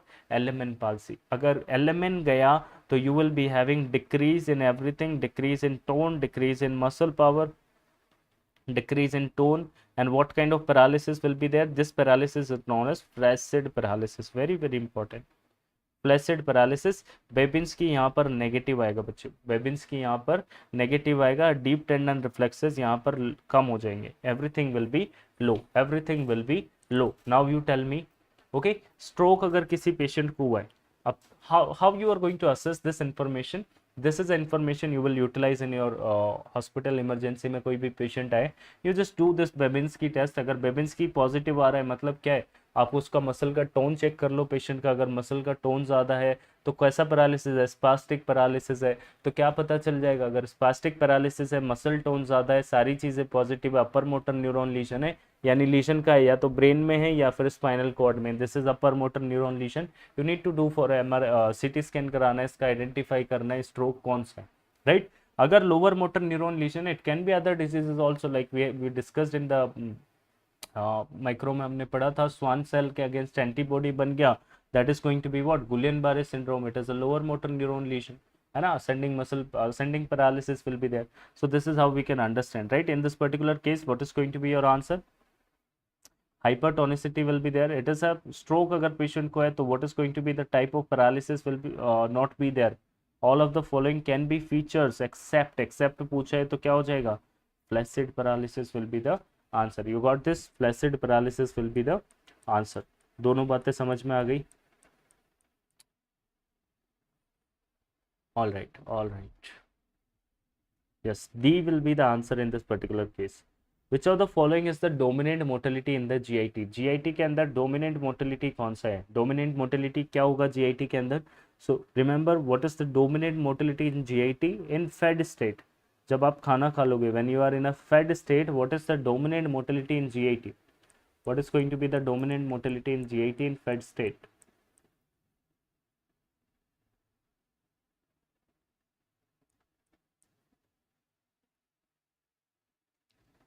It is going to be LMN beta.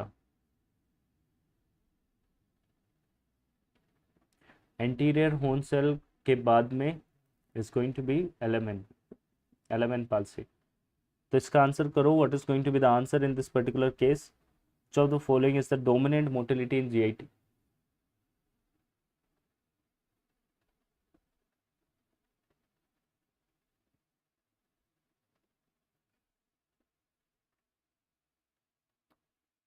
It's okay.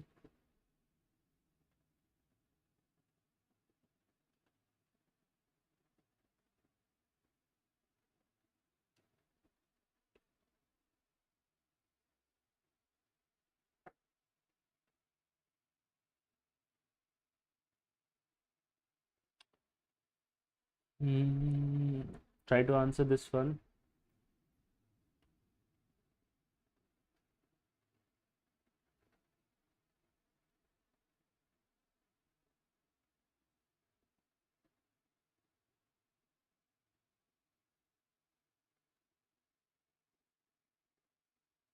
Just give me a moment.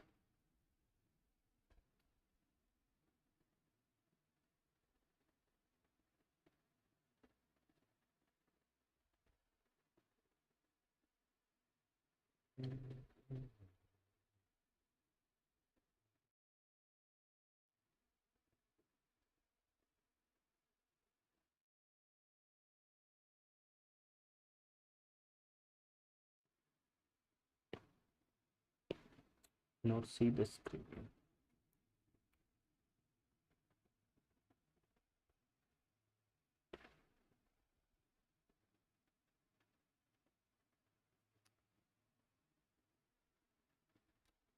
Let's take a break for five minutes. I'll just fix it.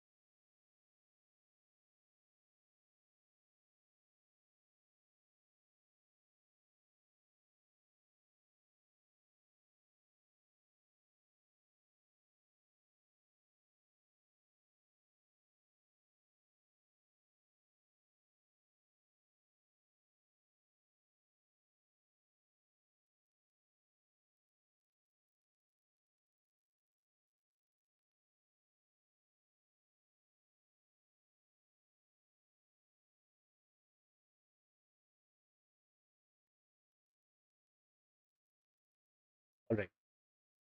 So which of the following is the dominant motility in GIT? Let's try to understand the dominant motility in GIT. Which of the following is the dominant motility in GIT in the fed state?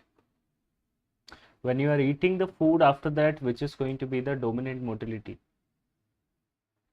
What is going to be your answer in this case? Try to answer this one. So dominant motility in GIT, what is MMC? What is MMC? Migratory motor complex. This is a migratory motor complex. This is a strong wave of contraction, beta. Strong wave of contraction arising from mid part of the stomach, and it will go till terminal ileum. It will go till terminal ileum. This is the strong wave of contraction that is arising from the mid part of the stomach to terminal ileum, right? In the fed state, the dominant motility is going to be segmentation, beta. Segmentation is going to be the right answer. Peristalsis is not in the fed state. Fed state में अगर peristalsis होगा तो सारा खाना क्या होगा, बाहर चला जाएगा, right? What is this mass movement? This mass movement is urge to defecate. Urge to defecate, it comes 2 times a day. Normally in adult individuals, 2 times a day, right? In children, you can have this because of gastrocolic reflex. Okay, in children, it can happen because of gastrocolic reflex, beta. So what happens in gastrocolic reflex? As soon as this mother is feeding the baby, okay, mother is feeding the baby, what is going to happen? The baby will be having what? Baby will be having defecation. This is a gastrocolic reflex that we are having, right? What about this segmentation? What is peristalsis? Let me make you understand. This peristalsis is due to two important things, right? This peristalsis, posterior segment will be contracted and the anterior segment will be relaxed. This is known as what? Peristalsis. Posterior segment will be contracted, right? Posterior segment contraction is known as what? Peristalsis. And anterior segment will be doing what? Anterior segment will be relaxation. So posterior segment contraction is due to what? Contraction in the GIT is due to acetylcholine or substance P. Substance P or acetylcholine. Whereas this relaxation is due to what? Nitric oxide and vasointestinal peptides. This nitric oxide and vasointestinal peptide is responsible for what? It is responsible for the relaxation here. This is going to be the relaxation thing, right? So posterior segment is contracted, anterior is dilated, posterior contracted, anterior dilated. Like this food is going to move, this bolus is going to move in the body, right? Now what is the segmentation, beta? What is the segmentation? The segmentation is going to take place where this one segment is going to get constricted, the same segment is going to get dilated. यही वो segment है जो constrict होगा, यही वो segment है जो dilate होगा. You will be having constriction, dilatation, constriction, dilatation, leading to what? Leading to breakdown of the complete food. Leading to breakdown of the complete food, and this is what is known as what, beta? This is known as segmentation. इसी को हम क्या बोलते हैं? इसी को हम लोग बोलते हैं segmentation. So this is going to be the segmentation is going to be the answer in this particular case. The next one that we have got, which of the following fibers is responsible for transmission of slow pain? Now I hope you will be able to answer this one. Which is responsible for the transmission of the slow pain? Slow pain is due to what? A alpha, A delta, B fibers or C fibers? Which is the fiber which is going to transmit the slow pain, beta? Slow pain के लिए कौन से fibers होते हैं? C fibers. Very good. This is going to be the C fibers. A delta is for the fast pain. Fast pain, also known as epicritic pain. Whereas the C fibers are responsible for the slow pain. B fibers are responsible for touch and pressure. Like I can give you one example, like those people who are having pain, है ना? जब दर्द होता है तो आप लोग क्या कराते हो, मसाज कराते हो, you do massaging, you go for massage, right? So what is that massage is going to do, it is going to activate your B fibres, and when you have activation of B fibers, what will happen, the A delta and C fibers are going to stop the transmission for some time, right? That is why you are going to have relief in the fast and slow pain when you are activating your B fibers, है ना? इसे massage का क्या sense है, यही sense है, right? This is going to be just for a temporary time भी. So let's try to understand what is this particular classification we have got. This classification is known as Erlanger and Gasser classification of the nerve fibers. And on the basis of that classification, we have got what? We have got A alpha, A beta, A gamma, A delta, B or C fibers. These are just like the chargers that we are having. है ना, कुछ chargers are going to be fast chargers, some chargers are going to be slow chargers, right? So likewise we are having neurons in our body, some neurons are faster neurons, some neurons are slower neurons, and all this charging thing or all this fast thing, slow thing is based on one important thing, that is myelination. More the myelinated the fiber, the better the speed will be, right? So you can appreciate the more myelinated will be what? This particular A alpha is the most myelinated fiber. It is the fastest fiber that we are having. So the conduction velocity is what? Conduction velocity is also fastest.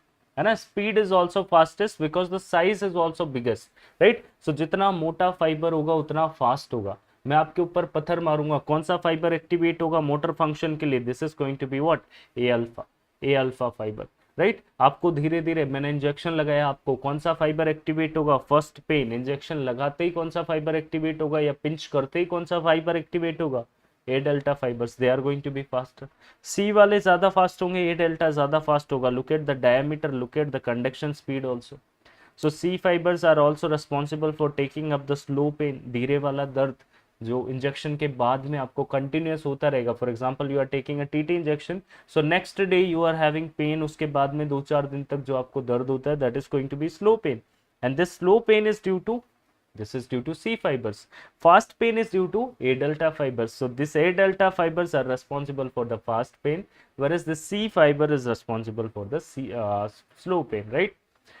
Pressure and touch is responsible for the beta fiber. तभी अपन massage कराते हैं. What is going to happen of because of massage? You will be having blockage of this A delta and B fibers. This is going to be the A beta fibers. They are going to be more faster. They stop the projection of A delta and C fibers, right? This is going to be your A beta fibers. You understand this, right? Next thing we have got this classification. The name of the classification is Erlanger and Gasser classification. Sir, what kind of question they will be asking? They will be asking you which is the fiber which is responsible for the fast pain. Your answer will be A delta fiber. Which is the fiber which is responsible for slow pain? Your answer will be C fiber. Which is the fiber which is having fastest conduction velocity? Fastest conduction velocity, I have given you the concept, more myelination, fastest conduction velocity, A alpha fibers. Which is the fiber which is the slowest fiber? Your answer will be slowest fiber is going to be your C fiber. Which is the fiber which is responsible for the touch? This is going to be A beta fiber. बात समझ में आ गई? For example, any pain, for example, pain is taken up by different route, okay, pressure is taken up by different route. A gamma is responsible for the muscle spindle. You can also remember this mnemonic. What is the mnemonic? The mnemonic is prime minister pressurized to sign the contract fast. So prime minister is proprioception, motor function. Pressurized to is what? Pressure and touch. Sign is spindle. The contract fast is going to be touch, cold and fast pain, right? Which is the fiber which is responsible for that cold temperature? This is going to be what? A delta fiber. And next question they have asked is about the pressure susceptibility. Which is fiber which is more susceptible to pressure? This is going to be A followed by B followed by C. Which is the fiber which is more susceptible to hypoxia? B followed by A followed by C. This is the sequence you need to remember. Okay, ये याद हो गया तो अपन ऊपर वाले questions जो हम लोगों ने देखे थे, this questions you can easily understand, है ना. फॉर एग्जांपल कोई मुझे यहाँ पिंच करेगा, which fiber will be activated, which fiber will be taking the current? This current will be taken up by A delta fiber. कहाँ जाएगा spinal cord में? Lateral spinothalamic tract में जाएगा और यहाँ से ब्रेन में जाएगा, और ब्रेन में जाने के बाद में पता चलेगा ब्रेन के अंदर सोमेटोसेंसरी कॉर्टेक्स में कि इस उंगली के अंदर किसी ने पिंच किया है. फिर इंफॉर्मेशन यहाँ से निकलेगी, मोटर कॉर्टेक्स से information will start to come, and this information will come through upper motor neuron. This upper motor neuron will bring it till here, and from here this information will go to lower motor neuron, and which is the fiber which is responsible for motor functioning. Motor functioning के लिए ए alpha, फटाक से मैं अपना हाथ पीछे खींचूंगा, right. This is going to be A alpha fibre. Why? Because motor functioning is due to A alpha, इसलिए मैं अपना हाथ फटाक से वापस खींच लूंगा. That is why it is the fastest one. Motor functioning, मैं आपके ऊपर पत्थर मारूं, आंख के अंदर कुछ मारूं या कुछ डालने की कोशिश करूं, what is going to happen? You will be blinking your eyes, or you will be going away, right, as soon as possible. Why? Because they are the fastest one, है ना, ये सबसे fast है, right. You got this? This is the Erlanger and Gasser classification. Now the answer for this particular question is going to be slow fiber. You have already given, this is going to be C fiber, है ना. ये एक बार classification देख लेना, बस simple है, काम हो जाएगा अपना. Next question we have got is a 26-year-old male patient is sent for cholecystectomy. What is this cholecystectomy? Under general anesthesia. During the anesthesia, the patient start hyperventilating. During the anesthesia, and the value of EtCO2 is alarmingly high. On capnography. Yes, obviously we can see the values on capnography. Which of the following mutation can be responsible for this? Yes. Try to participate here.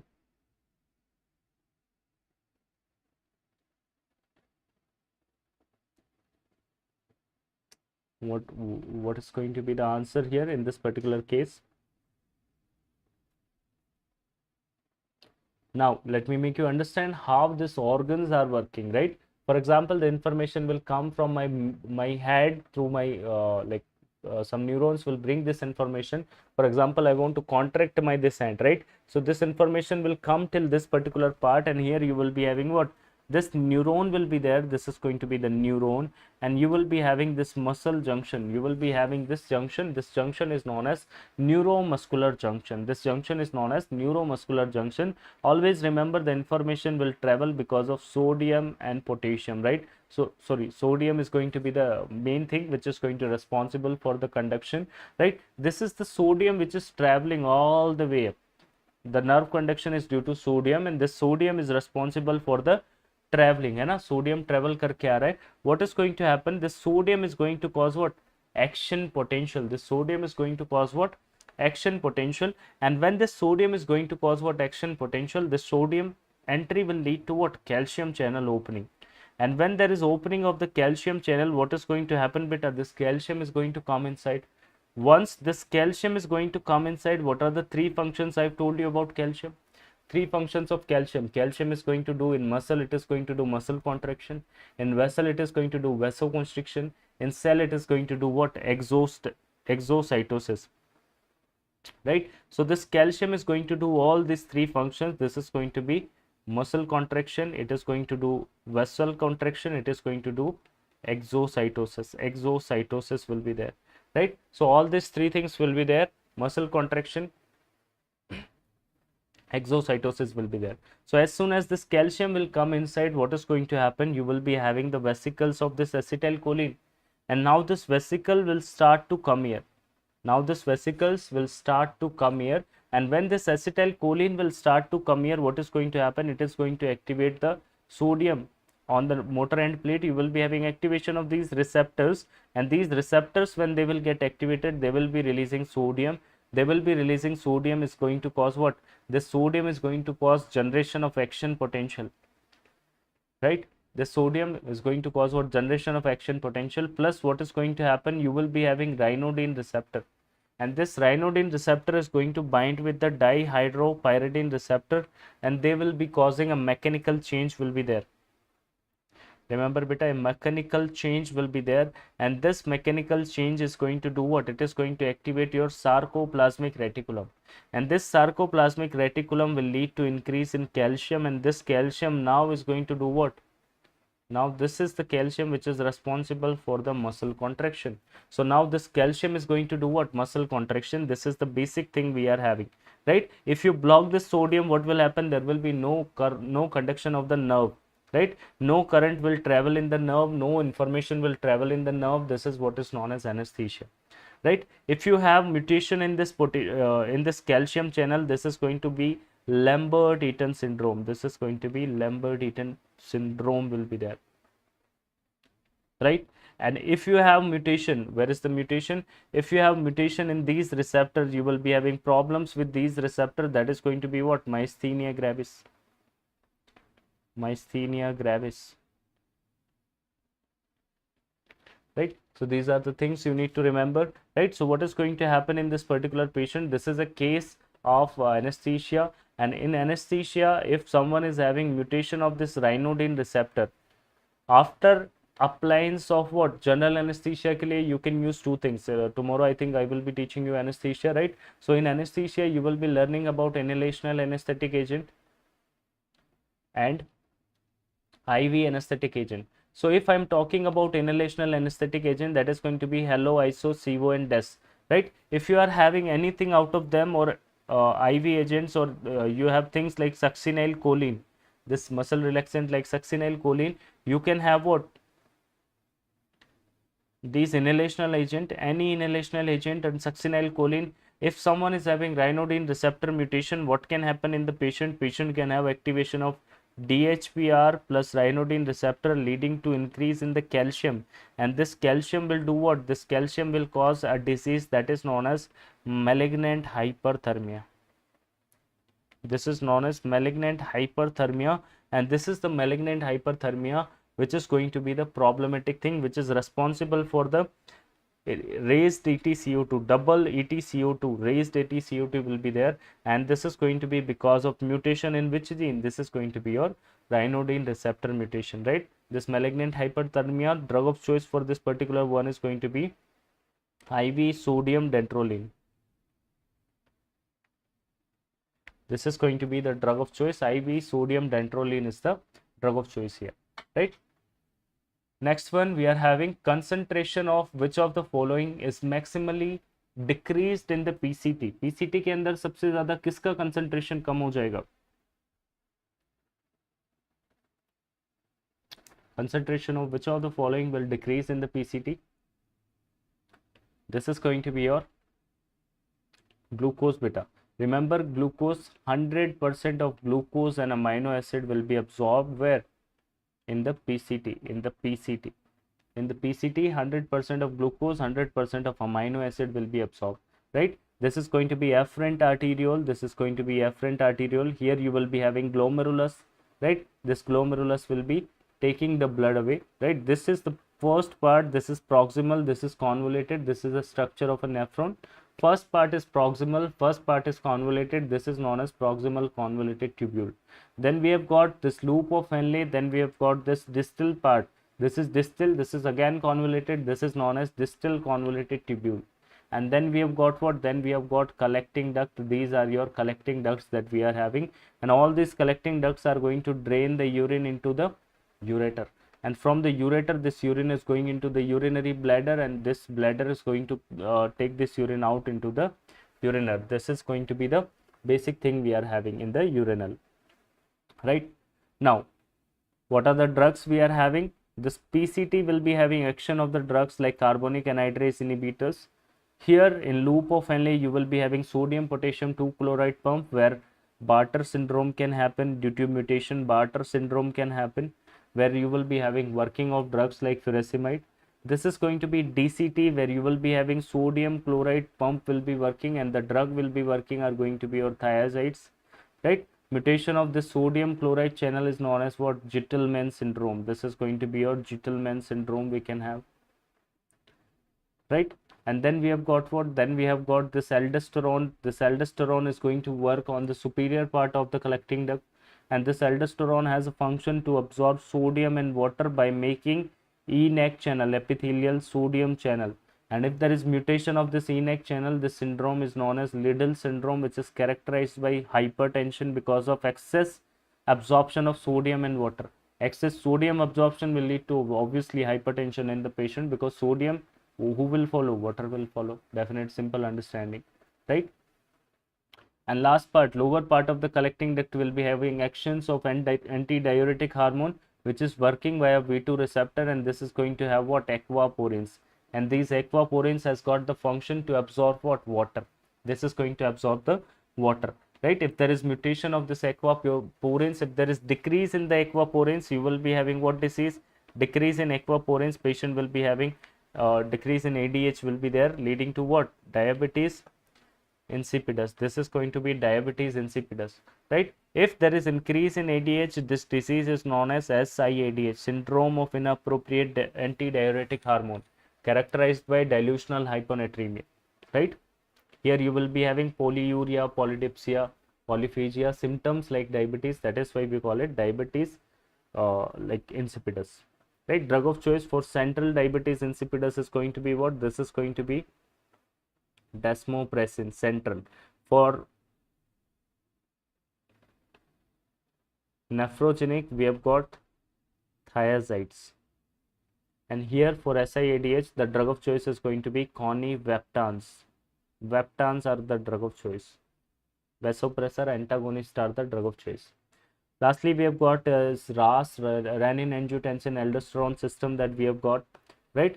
This angiotensinogen is going to come from the liver. Let's try to understand. From the liver is going to make angiotensinogen, and kidney has got the function to convert angiotensinogen to angiotensin 1, right? With the help of which enzyme? This is going to be nothing but your renin.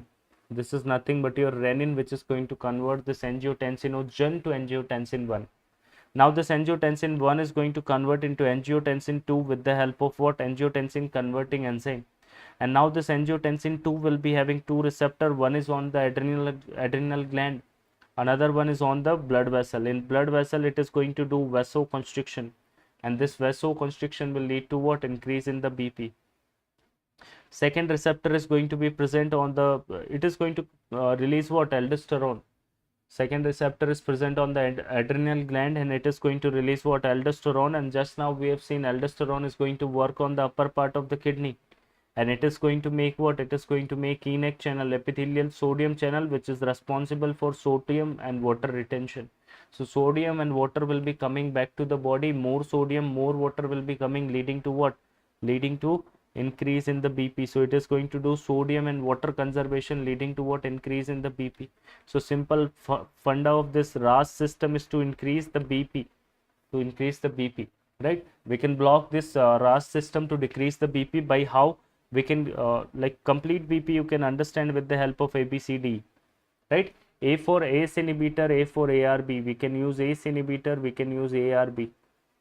B for beta blockers, I have told you in the beginning itself. C for calcium channel blocker, and D for diuretics.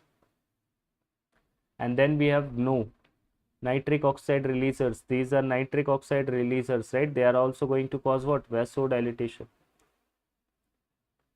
right? So these are the drugs for hypertension that we are having. This is the ABCD of hypertension. ACE inhibitor are going to work where? You can block this renin directly. First of all, you can block the beta system. You can give the beta blocker, so there will be no renin. If there will be no renin, there will be no problems, right? Second thing, you can do what? You can give ACE inhibitor, angiotensin converting enzyme inhibitor. These are the pril group of drugs, captopril, lisinopril. Third thing, you can give angiotensin receptor blockers. These are going to be your sartans, telmisartan, losartan, valsartan, right? These are the group of drugs. Then you can give aldosterone antagonist. This is going to be your spironolactone. This is going to block the aldosterone. These are the drugs you can utilize over here, right? Basic class of the drugs, right? I told you calcium is responsible for vasoconstriction. You can block this with the help of drugs like amlodipine. Diuretics, we have discussed all the diuretics, right? Next question. Next question is pacemaker controlling the rate of respiration. Last question we have got. Pacemaker controlling the rate of respiration, which is going to be the pacemaker for respiratory system.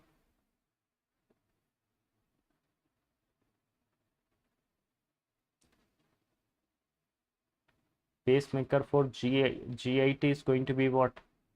Pacemaker for GIT is interstitial cells of Cahl. Cells of Cahl. Right? Pacemaker for respiratory system is going to be your pre-Botzinger complex, beta. Pre-Botzinger complex. So let's try to understand how we are breathing, right? Just try to understand. This is going to be, you have completed your anatomy also, right? This is going to be your corpus callosum. below the corpus callosum will be somewhere you will be having thalamus, and then you will be having hypothalamus, and below hypothalamus you will be having this gland. This is your pituitary gland, this is your cerebellum, this is going to be your midbrain, pons and medulla. This is going to be midbrain, pons and medulla, right? Here somewhat you will be having this fourth ventricle, right? So I am just opening this particular part out. This is the midbrain, this is the pons, this is the medulla that we are having, right? So we have got our respiratory center in the pons and in the medulla itself. 5 nucleus होंगे, 5 nucleus you need to remember. What are those 5 nucleus? First one is going to be pneumotaxic center. You must have heard about some snake venoms. This is your pneumotaxic center that we are having. Second one we have got is apneustic center, which is the first center to get activated when a baby is born. है ना? Inside the womb only one organ is not working, that is the lungs. So once the baby is coming out, the apneustic center is going to come into action, right? This is going to be apneustic center. What is this above center? This is your ventral one. This is coming on the front side. This is your ventral respiratory group. This is on the dorsal side. This is known as dorsal respiratory group, है ना? इनका एक एक function अपन को पता होना चाहिए. At least one function you should be knowing, right? I'll just give you the mnemonic. What is the mnemonic? This is the mnemonic DIE. Dorsal respiratory group is responsible for inspiration, whereas ventral respiratory group is responsible for expiration. Dorsal किसके काम में आता है? Dorsal is responsible for inspiration, ventral is responsible for expiration, right? What about this pneumotaxic center and apneustic center? Pneumotaxic center और apneustic center क्या काम में आते हैं? Just try to understand this. We have got pre-Botzinger complex. Pre-Botzinger complex का क्या function है? It is the pacemaker. इसका फंक्शन होता है कंट्रोल करना रेस्पिरेटरी रेट को, राइट? नॉर्मल रेस्पिरेशन ज़्यादा हो रहा है, तेज हो रहा है, उसको कंट्रोल करना किसका फंक्शन है? This is going to be pre Bötzinger complex. Pneumotaxic centre is going to limit the inspiration. आप ज़्यादा इंस्पायर ना कर लो, उसको लिमिट कौन करेगा? न्यूमोटेक्सिक. एक बार पढ़ लो, अब मैं समझाता हूँ, right? Apneustic centre is the centre which is going to prolong the inspiration. इसीलिए तो this is the first centre to get activated, है ना? जैसे ही बच्चा बाहर आएगा, apneustic centre will get activated, you will be having prolongation of inspiration, ताकि बच्चा बाहर आके सांस ले सके. Dorsal respiratory group is responsible for inspiration, whereas ventral respiratory group is responsible for expiration. DIE. So let's try to understand this, how this thing is happening, right? How this thing is happening. This is your respiratory center present in the brain, right? Now just try to open this. First, pneumotaxic center and apneustic center are going to be there. So let's begin with the inspiration, how you are inspiring. Let me make you understand. Your apneustic center is the first center to get activated. Apneustic center activate होगा, किसको activate करेगा? Dorsal या ventral respiratory group को. It is going to activate. For inspiration we require what? Dorsal respiratory group. Dorsal respiratory group will be activated for inspiration, right? And inspiration, expiration, all these things are dependent on simple formula. This is going to be pressure is inversely proportional to volume. आप pressure बढ़ाओगे तो volume कम हो जाएगा, volume बढ़ाओगे तो pressure, volume बढ़ा दोगे तो pressure कम हो जाएगा. Same story, right? If there will be increase in pressure, there will be decrease in volume. If there is decrease in the pressure, there will be increase in the volume. Simple funda, right?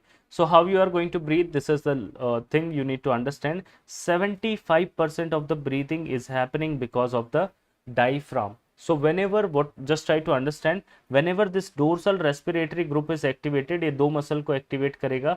For inspiration, 75% of inspiration is because of diaphragm and 25% of inspiration is because of external intercostal muscle. Just try to understand this.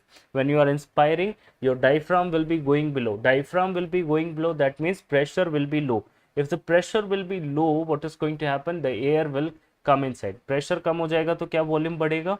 Yes, pressure कम हो जाएगा तो volume बढ़ेगा. और आपके जो external intercostal muscles है ये दूर दूर जाएंगे. These are going to get away, right? तो दूर जाने की वजह से यहाँ पर भी प्रेशर क्या होगा? प्रेशर कम हो जाएगा. If there will be decrease in the pressure, this muscles are going away, this muscles are going away, this muscle is going away, diaphragm is going away. What is going to happen? You will be having inhalation, you will be having inspiration. So this is the basic funda for inspiration. 75% of the inspiration is because of diaphragm, 25% is because of the external intercostal muscles. ठीक है? उसके बाद में क्या होगा? After inspiration, this DRG is going to activate your VRG. This is going to activate your VRG, and this VRG is going to activate two things: accessory respiratory muscles and internal intercostal muscles. These are the two muscles which are going to get activated. अब ये दोनों क्या करेंगी, ये दोनों compress करेगी. अगर ये कंप्रेस करेगी तो प्रेशर बढ़ेगा, अगर प्रेशर बढ़ेगा तो वॉल्यूम क्या हो जाएगा बेटा, वॉल्यूम कम हो जाएगा. अगर प्रेशर बढ़ेगा तो so these are the muscles which are going to contract and leading to what, increase in the pressure. और ये अंदर की तरह कंप्रेस करेगी, जिसकी वजह से क्या होगा, वॉल्यूम कम हो जाएगा, volume will be decrease and pressure will be increase. This is how we are having what, expiration. Expiration के लिए कौन सी मसल काम में आती है, वेंट्रल रेस्पिरेटरी. कौन से न्यूरॉन्स विल बी एक्टिवेटेड, कौन सा centre will be activated, this is going to be ventral respiratory group. इसका फंक्शन क्या होता है, expiration, right. This is responsible pneumotaxic to limit the inspiration. ये ब्रेक की तरह काम करते हैं. Normally it is going to limit the inspiration. ऐसा नहीं बहुत ज्यादा ऑक्सीजन ले ले तो उसको लिए ये चेक पॉइंट बैठा हुआ है. That is the pneumotaxic centre we are having, right. So with this thing, I think we are done with this particular session of important topics that can be asked in your examination. Remember beta, nobody can go back and start a new beginning, but anyone can start today and make a new ending, right? Tell yourself each and every time, the most important thing that you can do with yourself is to believe in yourself, right? This is the most important thing that you can do to yourself. Okay, तो believe करो खुद के अंदर. Obviously exam तो कुछ भी नहीं है, एग्जाम बहुत छोटू सा एग्जाम है. It is just like a small payable, है ना, छोटा सा पत्थर है. इसको पहाड़ नहीं बनाना, पहाड़ बना के चलोगे तो और बड़ा लगेगा, राइट. जैसे छोटा सा पत्थर समझोगे तो it will be very very easy for you, right. These are my Instagram and Telegram. In case if you are finding any difficulties, always feel free to reach out to me. I would be more than happy to help you out. No issues with that, है ना. But make sure you keep on learning things, keep on revising things, and you will definitely pass. I would like to welcome you, all of you, on the other side of the fence very soon, right. Thank you so much for all the patience. We'll be meeting tomorrow for the new session that is going to be anesthesiology. We'll be discussing that. Okay.